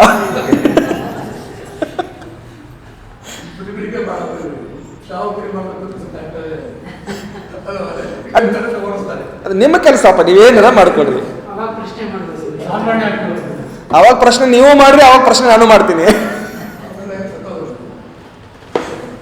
ನೋಡೋದು ಪುಣ್ಯ. ಹಾಕ್ಬಿಡ್ತಾರ ಅವರು, ಕೊಯ್ಲು ಹಾಕಿಬಿಡ್ತಾರ ಅವರು. ಕಾಯಿಲೆನ್ ಎಲ್ಲಾನು ಹಾಕಿಬಿಡ್ತಾರ, ತಂದು ಬ್ಯಾಟ್ ಹಿಡ್ಕೊಂಡು ಕುತ್ಕೊಂಡ್ಬಿಡ್ತಾರ, ಚಟ ಚಟ ಚಟ ಚಟ ಹೊಡ್ಕೊಂತ. ಅಯ್ಯೋ ಬಹಳಷ್ಟು ಇದಾವ ಸುಮ್ಮನೆ. ಜೈನರ ಮನೆಗೇನೆ ಜಾಸ್ತಿ ಇದಾವ ಸರ, ಜೈನರ ಮನೇಲೇನೆ ಜಾಸ್ತಿ ಇದಾವ. ಸೊಳ್ಳೆ ಓಡಿಸುವಂತ ಬ್ಯಾಟ್ಗಳು, ಸೊಳ್ಳೆ ಓಡಿಸುವಂತ ಬ್ಯಾಟ್ಗಳು, ಆಮೇಲೆ ಗುಡ್ ನೈಟ್ ಕಾಯಿಲ್ಗಳು, ಆಲ್ ಔಟ್ ಕಾಯಿಲ್ಗಳು, ಅವೇನು ಕಚುವಾ ಚಾಪ್ ಅಗರಬತ್ತಿಗಳು, ಸೊಳ್ಳೆ ಬತ್ತಿಗಳು, ಇಂಥವೆಲ್ಲ ಜೈನರ ಮನೆಯೇ ಜಾಸ್ತಿ ಇದಾವ. ಮತ್ತೇನು ಹೇಳಿ ನಿಮಗ, ಏನ್ ಹೇಳ್ರಿ ಮನೆ ಇದಕ್ಕಿಂತ ಜಾಸ್ತಿ ಏನು ಹೇಳ್ರಿ. ಇವೆಲ್ಲ ಇರೋದಲ್ಲಿ ಜೈನರ ಮನೇಲಿನ. ನೀವು ಒಂದು ಉದಾಹರಣೆ ಹೇಳಿರಿ, ನೋಡ್ತೀವಿ ಅಂತ ರಪಕ್ಕಂತ ಚಿಂಕೊಂಡು ಹೊಡೆದ್ಬಿಡ್ತೀವಿ ಅದನ್ನ. ಯಾಕೆ? ಜೈನರಲ್ಲಿ ಸಣ್ಣ ಶಕ್ತಿ ಇಲ್ಲ. ಈಗ ಪ್ರವೃತ್ತಿ ಆ ರೀತಿ ಆಗಿಬಿಟ್ಟಿದೆ ನಮ್ಮಲ್ಲಿ. ಈಗ ಪ್ರವೃತ್ತಿ ನಮ್ದೇನಾಗಿದೆ, ಆ ರೀತಿ ಆಗಿಬಿಟ್ಟಿದೆ ನಮ್ದು. ಅಯ್ಯೋ ನಿಮ್ಮ ಕಾಯಿಲೆ, ಅದೇ ಹೇಳಿದ್ರು, ನಿಮಗೆ ಕಾಯಿಲೆ ಬರುತ್ತೆ, ನಿಮಗೆ ಕಷ್ಟ ಆಗತ್ತೆ, ನಿಮಗೆ ತೊಂದರೆ ಆಗತ್ತೆ ಅಂತ ಇನ್ನೊಂದು ಜೀವಿಗಳಿಗೆ ತೊಂದರೆ ಕೊಡಬೇಡಿ. ಇಲ್ಲಿ ಏನ್ ಹೇಳಿದ್ರ ಮೇಲೆ, अपनी काया के सुख के लिए, अपनी काया के सुख के लिए पर की काया को दुख नहीं देते. ನಿಮ್ಮ ಶರೀರದ ಸುಖದಗೋಸ್ಕರ ಪರರ ಶರೀರಕ್ಕೆ ಅವರು ದುಃಖ ಕೊಡುವುದಿಲ್ಲ. अपनी काया के सुख के लिए, ನಿಮ್ಮ ಶರೀರಕ್ಕೆ ಸೊಳ್ಳೆ मच्छर नहीं काटना चाहिए, अपने शरीर को मच्छर नहीं काटना चाहिए. ऐसे भाव रखकर आप मच्छर क्यों मार रहे हो? उसको करंट देकर क्यों, शॉक देकर क्यों मार रहे हो? ಊರು ಡೆಂಗು ಬರ್ತಿತಿ ಅಲ್ಲಿ ಜೀವಹಿಂಸೆ ನೋಡ್ರಿ. ಡೆಂಗು ಯಾಕೆ ಬಂತು? ಸೊಳ್ಳೆಗಳು. ಉದಾಹರಣೆ ಬಹಳ ಸುಂದರವಾಗಿ ಕೇಳಿದ್ರು ಪ್ರಶ್ನೆ. ನಿಮಗೆ ಕಾಯಿಲೆಗಳು ಬರಬಾರ್ದು, ರೋಗ ಬರಬಾರ್ದು, ಡೆಂಗು ಆದಿ ಇಂಥ ಮಲೇರಿಯಾ ಆದ ರೋಗ ಬರಬಾರ್ದು. ಈ ರೋಗಗಳು ಬರಬಾರ್ದು, ನೀವು ನಿಮ್ಮ ರಕ್ಷಣೆ ನೀವು ಮಾಡ್ಕೊಡ್ರಲ್ಲ. ಏನ್ ಮಾಡ್ಬೇಕು? ನಿಮ್ಮ ವಾತಾವರಣ, ನಿಮ್ಮ ಮನೆ ಅಕ್ಕಪಕ್ಕದಲ್ಲಿ, ನಿಮ್ಮ ಮನೆಯಲ್ಲಿ ಸ್ವಚ್ಛತೆಯನ್ನು ಕಾಪಾಡಿ. ನೀವು ಕ್ಲೀನಾಗಿ ಮೇಂಟೈನ್ ಮಾಡ್ಕೊಳ್ಳಿ, ಕ್ಲೀನಾಗಿ ಇಟ್ಕೊಳ್ಳಿಲ್ಲ, ಸೊಳ್ಳೆ ಬರೋದೇ ಇಲ್ಲ. ಅಲ್ಲಿ ಸೊಳ್ಳೆ ಬರೋದೇ ಇಲ್ಲ. ನಿಮ್ಮ ಮನೆ ಸುತ್ತಮುತ್ತ ಮನೆಯಲ್ಲೆಲ್ಲ ಗಲೀಜ್ ಗಿಚಾಡ್ ಇಟ್ಕೊಂಡ್ ಬಿಟ್ಟಿದ್ರ, ಸೊಳ್ಳೆಗಳಿಗೆ ಇರ್ಲಿಕ್ಕೆ ಜನ್ಮಕ್ಕೆ ಎಲ್ಲ ಅವಕಾಶಗಳನ್ನು ಕೊಟ್ಟಿದ್ದೀರಾ ಮತ್ತು ಸೊಳ್ಳೆಗಳನ್ನ ಸಾಯಿಸ್ತಾ ಇದ್ದೀರಾ. ನೀವೇನ್ ಮಾಡಿದ್ರಿ ಗೊತ್ತಲ್ಲಿ? ನಿಮ್ಮ ಮಕ್ಕಳು ನೀವೇ ಸಾಯಿಸಿದ್ದು ಪಾಪ ಅಲ್ಲಿ. ಯಾಕೆ? ಅವ್ರು ಜನ್ಮ ಆಗ್ಲಿಕ್ಕೆ, ಜನ್ಮ ತಗೊಳ್ಳಿಕ್ಕೆ ಅವಕಾಶ ಕೊಟ್ಟಿದ್ದಾರೋ? ಹೌದಲ್ರಿ? ಅಯ್ಯೋ, ನಾನು ಗಿಡ ಮರ ತೆಗೀರಿ ಅಂತ ಹೇಳಿಲ್ಲ. ನಾನು ಏನ್ ಹೇಳಿದೆ? ನಿಮ್ಮ ಮನೆ ವಾತಾವರಣ ಕ್ಲೀನ್ ಆಗಿ ಇಟ್ಕೊಳ್ಳಿ, ನಿಮ್ಮ ಮನೆಯಲ್ಲಿ ಕ್ಲೀನ್ ಮೇಂಟೈನ್ ಮಾಡ್ಕೊಳ್ಳಿ. ನೀವು ಸ್ವಚ್ಛತೆಯಿಂದ ಇಟ್ಕೊಂಡ್ರಿ ಅಂತಂದ್ರೆ ನಿಮ್ಮ ಮನೇಲಿ ಈಗ ಇದು ಚಕ್ರೇಶ್ವರಿ, ಇಲ್ಲಿ ಗಿಡ ಮರಗಳಿಲ್ವಾ? ಇದಾವಿಲ್ರಿ. ಇಲ್ಲಿ ಒಂದರ ಸೊಳ್ಳೆ ಹುಡುಕಿ ಕೊಡ್ಬೇಕು ನನಗೆ. ನೀವು ಇಲ್ಲಿ ಒಂದರೆ ಸೊಳ್ಳೆ ಹುಡುಕಿ ಕೊಡ್ಬೇಕು, ಇಲ್ಲಿ ಒಂದರೆ ಸೊಳ್ಳೆ ಹುಡುಕಿ ಕೊಡ್ಬೇಕು ನನಗೆ. ಇಲ್ಲಿ ನಾನು ಇಲ್ಲಿ ಬಂದು ಒಂದು ತಿಂಗಳ ಮೇಲೆ ಆಯ್ತು, ಒಂದು ಸೊಳ್ಳೆ ನನಗೆ ಇನ್ನೂ ತನಕ ಇನ್ನು ಒಂದು ಸೊಳ್ಳೆ ಕಾಣಿಸಲಿಲ್ಲ ನನಗೆ. ಯಾಕಿಲ್ಲ? ಕಾರಣ ಏನು? ಮೇನ್ ಈ ನಮ್ಮ ಬಿಲ್ಡಿಂಗ್, ಈ ವಾತಾವರಣ ಕ್ಲೀನ್ ಆಗಿದೆ. ಇಲ್ಲಿ ಕ್ಲೀನ್ ಆಗಿರೋದ್ರಿಂದ ಸೊಳ್ಳೆಗಳು ಇಲ್ಲಿ ಇಲ್ಲವೇ ಇಲ್ಲ.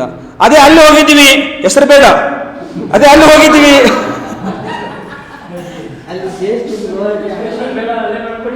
ನಾನಲ್ಲಿ ಗಲೀಜ್ ಇಟ್ಟಿದ್ದಾರೆ, ಕ್ಲೀನ್ ಮೇಂಟೈನ್ ಮಾಡಿಲ್ಲ ಅಂತ ನಾನು ಹೇಳ್ತಾ ಇಲ್ಲ. ಅಲ್ಲಿ ಹೇಳೋ ಉದ್ದೇಶ ಏನಂದ್ರೆ ಅಲ್ಲಿ ಜಾಸ್ತಿ ಇದಾವ, ಇಲ್ಲವೇ ಇಲ್ಲ. ಕಡಿಮೆ ಅಂತಲ್ಲ, ಇಲ್ಲವೇ ಇಲ್ಲ. ಇಲ್ಲಿ ಯಾಕಿಲ್ಲ?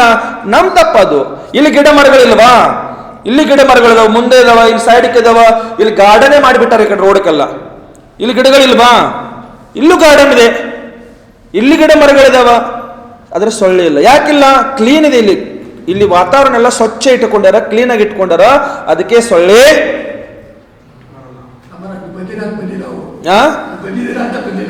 ಅಲ್ಲಿ ನಾನಿರ್ತೀನಿ, ನಾನು ಭೂತ ಇರುತ್ತೆ ಅಲ್ಲಿ ನಾನೇ ಇರ್ತೀನಲ್ಲ, ಅಲ್ಲಿ ಯಾವ್ದಕ್ ಭಯ ಇಲ್ಲ ನಲ್ಲಿ. ಹಂಗಿರಲ್ಲ. ನಮ್ಮ ತಪ್ಪುಗಳಿದಾವ. ನಾವು ಕ್ಲೀನ್ ಆಗಿ ಸ್ವಚ್ಛವಾಗಿ ಇಟ್ಕೊಂಡಿವಿ ಅಂತಂದ್ರೆ, ಮನೆಯೆಲ್ಲ ನೀಟಾಗಿ ಇಟ್ಕೊಂಡಿದ್ರೆ ಸೊಳ್ಳೆ ಬರೋದೇ ಇಲ್ಲ. ಅಲ್ಲಿ ಸ್ವಚ್ಛವಾಗಿ ಇಟ್ಕೊಳ್ಬೇಕು, ದಿನ ಗುಡಿಸ್ಬೇಕು, ದಿನ 2 ವರ್ಷ ಒರೆಸ್ಬೇಕು, ಕ್ಲೀನಾಗಿ ಇಟ್ಕೊಳ್ಬೇಕು, ಸ್ವಚ್ಛತೆಯಿಂದ ಇಟ್ಕೊಳ್ಬೇಕು. ಪದೇ ಆ ಸಾಮಾನು ಈ ಕಡೆ ಸಾಮಾನು ಆ ಕಡೆ ಸಾಮಾನು ಈ ಕಡೆ ಶಿಫ್ಟ್ ಮಾಡ್ಕೊತ ಇರಬೇಕು. ಇದರಿಂದ ಏನಾಗ್ತದೆ ಅಂದ್ರೆ ಅವ್ರಿಗೆ ಕೂತ್ಕೊಳ್ಳೋಕೆ ಜಾಗ ಇರಲ್ಲ, ಮನೆ ಮಾಡಲಿಕ್ಕೆ ಅವಕಾಶ ಸಿಗಲ್ಲ. ಅವಲ್ಲಿ ಇರೋದೇ ಇಲ್ಲ, ಅಲ್ಲಿ ಬರೋದೇ ಇಲ್ಲ ಅವ. ನಾವು ಅದಕ್ಕೆಲ್ಲ ಶಿಸ್ತವಾಗಿ ಇಟ್ಟಿರ್ತೀವಿ, ಇಟ್ಟು ಕುಟ್ಟೆಲ್ಲ ಮನೆಗೆ ಕಟ್ಟಿಸಿ ವ್ಯವಸ್ಥಿತ ರೆಡಿ ಮಾಡಿ ಕೊಟ್ಟಿರ್ತೀವಿ. ಮತ್ತು ಅವು ಅಲ್ಲಿ ಬಂದು ಬದುಕ್ತಾ ಇರ್ತಾವ. ಅವಾಗ ಅದನ್ನ ಓಡಿಸೋದು ಸಾಯಿಸೋದೆಲ್ಲ ಮಾಡ್ತಿರ್ತೀವಿ. ಡೆಂಗು ಅಲ್ಲ, ಮಲೇರಿಯಾ ಅಲ್ಲ, ಎಲ್ಲಾನು ಬಂದ್ಬಿಡ್ತಾವ ಅಲ್ಲಿ. ಅಯ್ಯೋ, ಈ ಸೊಳ್ಳೆಗಳ ಮೇಲೆ PhD ಮಾಡ್ಬೇಕು ಬಿಡ್ರಿ ನಾ.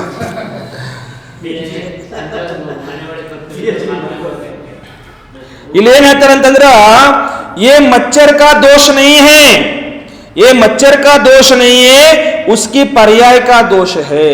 ये मच्छर का दोष नहीं है, उसकी पर्याय का दोष है. ये हमारे कर्मों का दोष है. ಇದು ನಮ್ಮ ಕರ್ಮಗಳ ದೋಷ ಇದೆ. ಅಸಾತ ವೇದನೀಯ ಕರ್ಮ का उदय है. ಯಾವ ಕರ್ಮದ ಉದಯ ಇದೆ? असात वेदनीय कर्म का उदय है.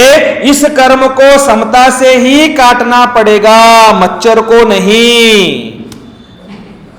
इस कर्म को, ಈ ಕರ್ಮಗಳನ್ನು ನಾವು ಸಮತಾ ಭಾವದಿಂದ ನಾವೇನ್ ಮಾಡಬೇಕು? ನಾಶ ಮಾಡಬೇಕು, ಕಳಿಬೇಕು. ಸೊಳ್ಳೆಗಳನ್ನ ಅಲ್ಲ. विषमता करने से इष्ट की सिद्धि नहीं हो पाएगी भैया. ವಿಷಮತೆಯಿಂದ ನಮಗೆ ಇಷ್ಟವಾದ ವಸ್ತು ಯಾವತ್ತೂ ಪ್ರಾಪ್ತ ಆಗುವುದಿಲ್ಲ. ವಿಷಮತೆ ಅಂದ್ರೆ ಏನ? ಆರ್ತ ರೌದ್ರ ಧ್ಯಾನ ಪೂರ್ವಕ ನಮಗೆ ಇಷ್ಟ ವಸ್ತು ನಮಗೆ ಯಾವತ್ತೂ ಸಿಗ್ಲಿಕ್ಕೆ ಸಾಧ್ಯ ಇಲ್ಲ. ಸಿಗೋದು ಹೇಗೆ? ಅದು ಸಮತಾ ಭಾವದಿಂದ, ಸಂಯಮ ಭಾವದಿಂದ, ಶಾಂತಿಯಿಂದ ಇದ್ರೆ ಮಾತ್ರ ನಮಗೆ ಇಷ್ಟ ವಸ್ತು ಸಿಗ್ತಾ ಇರತ್ತೆ. ಮನೆಯಲ್ಲಿ ಊಟ ಮಾಡ್ತೀರಾ, ಅಜ್ಜಿ ಮತ್ತೆ ನೀವು 2 ಜನ ಇದ್ದೀರಾ ಪಾರ್ಶ್ವತಾರೆ, ಹೌದಿಲ್ರಿ? ಮತ್ತೆ ಯಾರ್ದಾರ ಬೇರೆಯವರು ಇದಾರಾ? ಇಲ್ಲ. ನೀವು ಅಜ್ಜಿ 2 ಜನ ಇರ್ತೀರಾ. ನೀವು ಅಜ್ಜಿ ಜೊತೆಗೆ ಎಷ್ಟು ಪ್ರೀತಿಯಿಂದ ನಡ್ಕೊಳ್ತಿರ್ತೀರಲ್ಲ, ಅಜ್ಜಿ ಜೊತೆಗೆ ಪ್ರೀತಿಯಿಂದ ನೀವು ವ್ಯವಹಾರ ಎಷ್ಟು ಮಾಡ್ತಿರ್ತೀರಲ್ಲ, ಅಷ್ಟು ಅಜ್ಜಿ ನಿಮಗೂ ಚೆನ್ನಾಗಿ ನೋಡ್ಕೊಳ್ತಾಳ, ಅಷ್ಟು ಅಜ್ಜಿ ನಿಮಗೂ ಕೂಡ ಪ್ರೀತಿಯಿಂದ ನೋಡ್ಕೊಳ್ತಾಳ, ಹೌದಿಲ್ರಿ? ಅದೇ ಅಜ್ಜಿಗೆ ಸ್ವಲ್ಪ ಸಿಟ್ ಪೇಟ್ ಕಿಸ್ ಪೀಸ್ ಮಾಡಿದ್ರ ಅಲ್ಲಿ ಇಟ್ಟಿ ನೋಡಿ ತಿನ್ನಾದ್ರ ಹೋಗ ಕಡೆ ಅಂದ್ಬಿಡ್ತಾಳ ಅಜ್ಜಿ. ಅವಾಗ ಸರಿದಿಲ್ಲ? ಬಂದ್ರಿ ಬರ್ರಿ, ಏನ್ ಊಟ ಮಾಡ್ತೀರಾ, ಏನ್ ಮಾಡ್ಲಿ ಇವತ್ತು ಬಿಸಿ ಬಿಸಿ ನಿಮಗೆ ಅಂತ ಅಜ್ಜಿ ಪ್ರೀತಿಯಿಂದ ಕೇಳ್ತಾಳೆ. ಯಾಕೆ ಕೇಳ್ತಾಳೆ ಹೇಳಿ? ನೀವು ಆ ರೀತಿ ಅವ್ರ ಜೊತೆಗೆ ಮೇಂಟೈನ್ ಮಾಡ್ಕೊಂಡಿರಲ್ಲ, ಹೌದಿಲ್ಲ? आपके पत्नी के साथ अगर आप प्यार से रहोगे तो आपकी पत्नी भी आपको प्यार से खाना खिलाएगी, आपको प्यार से व्यवहार रखेगी आपके साथ. अगर आप अपने पत्नी के साथ खिस पिस खाट पीट खिट पिट करोगे तो ಸರಿ ಏನೇ? ನಾವ್ ಏನ್ ಕೊಡ್ತೀವಲ್ಲ ಅದು ನಮಗೆ ವಾಪಸ್ ಸಿಗ್ತಾ ಇರುತ್ತೆ, ಹೌದಿಲ್ರಿ? ಅದೇನದು ಇಂಗ್ಲಿಷಲ್ಲಿ ಶಬ್ದ, ಅದು take respect and give respect ಅಂತ ಏನ್ ಹೇಳ್ತಾರಲ್ಲ, ಅದು ಸರಿದಲ್ರಿ? ಅದು ಸರಿ, ಇಂಗ್ಲಿಷ್ ಸರಿ ಇದೆಯಾ? ಶಬಾಷ್. ನಾವು ಇನ್ನೊಬ್ಬರಿಗೆ ಗೌರವ ಕೊಟ್ರೆ ನಮಗೂ ಕೂಡ ಗೌರವ ಅಲ್ಲಿಂದ ಸಿಗ್ತಾ ಇರುತ್ತೆ. ಹಾ, ಏನ್ ನೋಡ್ರಿ ಅದು, ಏನೋ ಎಲ್ಲೆಲ್ಲೂ ಯಾರಾದ್ರೂ ಕಲ್ತು ಬಂದಿರ್ತೀನಿ, ಇಲ್ಲಿ ಹೊಡಿತಾ ಇರ್ತೀನಿ. ತಪ್ಪಿರ್ತೋ ಸರಿ ಇರ್ತೋ ಗೊತ್ತಿರಲ್ಲ ಒಂದೊಂದು ಸರ್ತಿ. ಅವ ಅಡ್ಜಸ್ಟ್ ಮಾಡ್ಕೊಳ್ರಿ, ತಪ್ಪಿದ್ರೆ ಹೇಳ್ತಾ ಬನ್ನಿ, ನಗಾಡಬೇಡ್ರಿ. ಅವಾಗ ನಗಾಡಿದ್ರೆ ನನಗೇನು ಲಾಭ ಇಲ್ಲ. ಆ ತಪ್ಪನ್ನೇ ಹೇಳಿದ್ರೆ ನಾನು ಮತ್ತೆ ಸರಿ ಮಾಡ್ಕೊಳ್ಬಹುದು, ತಿದ್ದುಕೊಳ್ಬಹುದು. ಹಾ, ಶಬ್ಬಾಷ್. ನಮ್ಗೆ ಮೊನ್ನೆ ಒಂದು ಅಶೋಕನ್ನ ಒಂದು ಕಳಿಸಿದ್ರು, ಏನದು? ನೋ ಎಕ್ಸ್ಕ್ಯೂಸ್ ಅಲ್ಲಿ ಇದೊಂದು ಶಬ್ದ ಒಳ್ಳೆ ಕಲ್ತ್ಕೊಂಡ್ಬಿಟ್ಟು ನಾನು. ಕಡ್ಡಾಯ ಅಲ್ಲಿ ಏನು? ಎಕ್ಸ್ಕ್ಯೂಸ್ ಇಲ್ವೇ ಇಲ್ಲ ಅಲ್ಲಿ. ಅದು ಮಿಲಿಟರಿಯಲ್ಲಿ ಹೇಳ್ತಾರಲ್ಲ, do and die, do or die. ಮಿಲಿಟರಿಯಲ್ಲಿ ಹೇಳ್ತಾರ ನೋಡ್ರಿ, ಡೂ ಆರ್ ಡೈ, ಮಾಡು ಇಲ್ಲಾದ್ರೆ ಸಾಯಿಸು ಇಲ್ಲಾದ್ರೆ ಸಾಯಿ. ಹಾಗೆ ಇಲ್ಲಿ ಇಲ್ಲೇನು ಬೇರೆ ಕಾರಣಗಳು ಯಾವುದು ನಡೆಯಲ್ಲ. ಎಕ್ಸ್ಕ್ಯೂಸ್ ಅಂದ್ರೆ ಕಾರಣಗಳು, ಹೌದಲ್ಲ? ಹುಷಾರಾಗಿದ್ದೀವಿ ವೀರಸಾಗರಿಗೆ, ಸ್ವಲ್ಪ ಬೆಂಗಳೂರಿಗೆ ಬಂದಿನ, ಹೌದಲ್ರಿ? ಇಂಗ್ಲಿಷ್ ಎಲ್ಲ ಕಲಿತಾ ಇದೆಯಾ? बहुत बार तो ऐसा होता है कि रात भर सो नहीं पाते, नींद नहीं आती, नींद न आने से आंखें लाल हो जाती है, शरीर में थकान आती है, दिन में शयन नहीं करते, आत्म साधना बहुत कठिन होती है, परंतु मुनिराज समता भाव धारण करते हैं. मच्छरों के कारण से कई बार मलेरिया बुखार आ जाता है. डंक लगाते समय मच्छर को दया नहीं आती, परंतु मुनिराज मच्छर पर दया दृष्टि रखते हैं. ಬಹಳ ಸುಂದರವಾಗಿ ಉದಾಹರಣೆ ಹೇಳ್ರಿ ಇಲ್ಲಿ. ಶರೀರ ಮೇ ಥಕಾವನ್, ರಾತ್ ಭರ್ ನಿದ್ದೆ ಇಲ್ಲ, ರಾತ್ರಿಯಲ್ಲಿ ನಿದ್ದೆ ಇಲ್ಲ, रात भर नहीं सो पाते हैं, नींद नहीं आती, नींद न आने से आंखें लाल हो जाती है. ರಾತ್ರಿಯಲ್ಲಿ ನಿದ್ದೆ ಇಲ್ಲದ ಕಾರಣದಿಂದ ಕಣ್ಣೆಲ್ಲ ಏನಾಗ್ತಾವ, ಕೆಂಪಾಗಿ ಬಿಡ್ತಾವ. ಶರೀರ ಮೇ ಥಕಾನ್ ಆ ಜಾತಿ ಹೈ, ಶರೀರ ಎಲ್ಲ ಸುಸ್ತಾಗಿ ಬಿಡುತ್ತೆ. ಆಮೇಲೆ ದಿನ ಮೇ ಶಯನ್ ನಹಿ ಕರ್ತೆ, ಹಗಲೊತ್ತು ಮಲ್ಕೊಳ್ಳಂಗಿಲ್ಲ. ಆತ್ಮ ಸಾಧನಾ ಬಹುತ್ ಕಠಿಣ ಹೋತಿ ಹೇ, ಆತ್ಮ ಸಾಧನೆಗೆ ಏನಾಗ್ತದೋ ಬಹಳ ಕಷ್ಟಕಾರಕ್ಕಿರುತ್ತೆ. ಪರಂತು ಮುನಿರಾಜ್, ಆದರೂ ಸಹ ಮುನಿಗಳು ಸಮತಾ ಭಾವದಿಂದ ಅದನ್ನ ಸಹನೆ ಮಾಡ್ಕೊಳ್ತಾರ, ಧಾರಣೆ ಮಾಡ್ಕೊಳ್ತಾರ. ಮಚ್ಚರೋं के कारण से कई बीमारियां, कई बार बीमारियां बुखार आदि हो जाते हैं. फिर भी डंक लगाते समय मच्छर को दया नहीं आती. ಸೊಳ್ಳೆಗೆ ಕಚ್ಚುವಾಗ ಸೊಳ್ಳೆಗೆ ದಯೆ ಇರುವುದಿಲ್ಲ. ಪಾಪ ನಿನ್ನೆ ಎಲ್ಲ ಮಲಗಲಿಕ್ಕೆ ಬಿಟ್ಟಿಲ್ಲ, ಇವತ್ತಾದ್ರೆ ಮಲ್ಕೊಳ್ಳಿ ಅಂತ ಸೊಳ್ಳೆಗೆ ದಯೆ ಬರೀ ಇರುವುದಿಲ್ಲ. ಸೊಳ್ಳೆಗೆ ದಯೆ ಇಲ್ಲ. ಸೊಳ್ಳೆ ಮತ್ತೆ ಬಂದು ನಿನ್ನೆ ತರ ಇವತ್ತು ಬಂದು ಮತ್ತೆ ಕಚ್ತಾ ಇರತ್ತೆ, ಕಾಡ್ತಾ ಇರತ್ತೆ. ಆದ್ರೂ ಸಹ ಆ ಸೊಳ್ಳೆಗೆ ದಯೆ ಇಲ್ಲಂತ ಮುನಿಗಳ ಹತ್ರ ದಯ ಇಲ್ಲ ಅಂತ ತಿಳ್ಕೊಳ್ಬೇಡಿ. ಮುನಿಗಳ ಮತ್ತೆ ಅದರ ಮೇಲೆ ಏನ್ ಮಾಡ್ತಾರ, ದಯಾ ದೃಷ್ಟಿನೇ ಇಟ್ಕೊಂಡಿರ್ತಾರ. करुणा की दृष्टि रखते हैं, करुणे दृष्टि इरुತ್ತದೆ. मच्छर के विघात का अशुभ चिंतन नहीं करते. ಆ ಸೊಳ್ಳೆ ಬಂದು ಕಚ್ಚುತ್ತಾ ಇದೆ ಅಂತ ಸೊಳ್ಳೆಯನ್ನು ಸಾಯಿಸಿ ಬಿಡ್ಬೇಕನ್ನುವಂತ ಅಶುಭ ಚಿಂತನೆ ಕೂಡ ಅವರು ಮಾಡುವುದಿಲ್ಲ. भयंकर मच्छरों का समूह आकर के भी मुनिराज को काटे तो भी मुनिराज उत्तम सहनधारी दीर्घ तपस्वी संत कछुआ छाप अगरबत्ती की इच्छा नहीं करते, गुड नाइट ऑल आउट की इच्छा नहीं करते. ಇಲ್ಲಿ ಬರ್ದಿದಾರ, ನೀವು ಅಂದಿರಬಹುದು ಮಹಾರಾಜರು ಹೇಳ್ತಿದಾರಂತ. ಇಲ್ಲಿ ಬರ್ದಿದಾರ, ಇಲ್ಲಿ कछुआ चाप अगरबत्ती की इच्छा नहीं करते, गुड नाइट की इच्छा नहीं करते. दंश मशक परिचय से बचने के लिए ओडोमास नहीं लगाते. ದಂಶ ಮಶಕ ಪರಿಚಯಗಳಿಂದ ಬಚಾವ್ ಮಾಡ್ಕೊಳ್ಳೋದಕ್ಕೋಸ್ಕರ ಓಡೋಮಾಸ್ ಮೈಗೆ ಹಚ್ಕೊಳ್ಳೋದಿಲ್ಲ. मुनिराज ऐसी वस्तु का उपयोग नहीं करते जो कि मच्छर के लिए घातक हो. ಮುನಿಗಳು ಇಂತಹ ವಸ್ತುಗಳ ಉಪಯೋಗ ಮಾಡುವುದಿಲ್ಲ, ಅದರಿಂದ ಆ ಸೊಳ್ಳೆಗಳಿಗೆ ಘಾತ ಆಗುವಂತ ಅಂತ ವಸ್ತುಗಳದ್ದು ಸಹ ಅವರು ಉಪಯೋಗ ಮಾಡಿಕೊಳ್ಳುವುದಿಲ್ಲ. ಸಮझ रहे क्या भैया, समझ रहे कि नहीं? मुनिराज ऐसी वस्तु का उपयोग नहीं करते जो कि मच्छर के लिए घातक हो. ऐसी औषधि का लेप या सेवन नहीं करते. अहिंसा महाव्रती स्वघात भी नहीं करता है. अहिंसा महाव्रतिಗಳು ಇರ್ತಾರಲ್ಲ, ಸ್ವಘಾತ ಕೂಡ ಅವರು ಮಾಡ್ಕೊಳ್ಳೋದಿಲ್ಲ. ಸ್ವಘಾತ, ನನಗೆ ಎಷ್ಟು ಕಷ್ಟ ಆದ್ರೆ ಆಗಲಿ, ಆದ್ರೆ ಸೊಳ್ಳೆಗಳು ಬಂದು ನನಗೆ ಕಚ್ಚೋದು ಬೇಡ ಅನ್ನುವಂತ ಭಾವನೆಯಿಂದ ಮುನಿಗಳು ಸ್ವಘಾತ ಸಹ ಮಾಡ್ಕೊಳ್ಳಂಗಿಲ್ಲ. ಯಾಕೆ? ಅವರು ಅಹಿಂಸಾ ಮಹಾವ್ರತಿಗಳ ಇರುವ ಕಾರಣದಿಂದ. ಅರ್ಥ ಆಯ್ತೇನ್ರಿ? ಪಾರ್ಶ್ವನಾಥ್ ಭಗವಾನ್ ಕಿ ಜೈ ಹೋ. शरीर सुख के लिए हिंसात्मक पदार्थ का सेवन नहीं करते, चाहे कितना भी कष्ट क्यों न सहना पड़े. ಶರೀರದ ರಕ್ಷಣೆಗೋಸ್ಕರ, ಶರೀರಕ್ಕೆ ಸುಖದಗೋಸ್ಕರ ಅವರು ಹಿಂಸಾತ್ಮಕ ಪದಾರ್ಥಗಳನ್ನ ಅವರು ಸೇವನೆ ಮಾಡಿಕೊಳ್ಳುವುದಿಲ್ಲ. ಚಾಹೆ ಕಿತನಾ ಭೀ ಕಷ್ಟ ಕ್ಯೂ ನಾ ಸಹನ ಪಡೆ, ಎಷ್ಟೋ ಕಷ್ಟಗಳು ಸಹನೆ ಮಾಡ್ಕೊಳ್ಳುವಂತ ಇದಿತ್ತಂದ್ರೆ ಸಂದರ್ಭ ಇದ್ರು ಕೂಡ ಅವರು ಸಹನೆ ಮಾಡ್ಕೊಳ್ತಾರೆ. ಆದ್ರೆ ಅಂತಹ ವಸ್ತುಗಳ ಪ್ರಯೋಗ ಉಪಯೋಗ ಅವರು ಮಾಡಿಕೊಳ್ಳುವುದಿಲ್ಲ ಅಂತ ಹೇಳ್ತಾರೆ ಅಲ್ಲಿ. आप सोचते होंगे ये मुनिराज कैसे कष्टों को सहते होंगे. ನೀವು ಯೋಚನೆ ಮಾಡ್ತಾ ಇರಬಹುದು, ಇಂಥ ಕಷ್ಟಗಳನ್ನೆಲ್ಲ ಹೇಗೆ ಮುನಿಗಳು ಸಹನೆ ಮಾಡ್ತಾರೆ ಅಂತ ಅನ್ಕೊಳ್ತಿರಬಹುದು. ಹಮ್ ಸಹನ್ ನಹಿ ಕರ್ ಪಾತೆ, ನಮಗಿದು ಸಹನೆ ಮಾಡ್ಕೊಳ್ಳಕ್ಕೆ ಆಗ್ತಾ ಇಲ್ಲ. ಮುನಿರಾಜ್ ಅಧ್ಯಾತ್ಮ ಕಾ ಅಮೃತ ಪಿಯಾ ಕರ್ತೆ ಹೇ ಭಯ್ಯಾ, ಫಿರ್ ಜಿಯಾ ಕರ್ತೆ ಹೇ. ಮುನಿಗಳು ಅಧ್ಯಾತ್ಮ ರೂಪಿ ಅಮೃತವನ್ನು ಸೇವನೆ ಮಾಡಿರ್ತಾರ, ಔಷಧಿಗಳನ್ನ ಸೇವನೆ ಮಾಡುವುದಿಲ್ಲ. ಅರ್ಥ ಆಯ್ತಾ? मुनिराज अध्यात्म का अमृत पिया करते हैं भैया, फिर जिया करते हैं. अध्यात्म की शक्ति समस्त शक्तियों में सबसे बलवान शक्ति कहलाती है. संतोष जी, क्या आके ऐसे ऐसे हो रही है? नहीं हो रही है?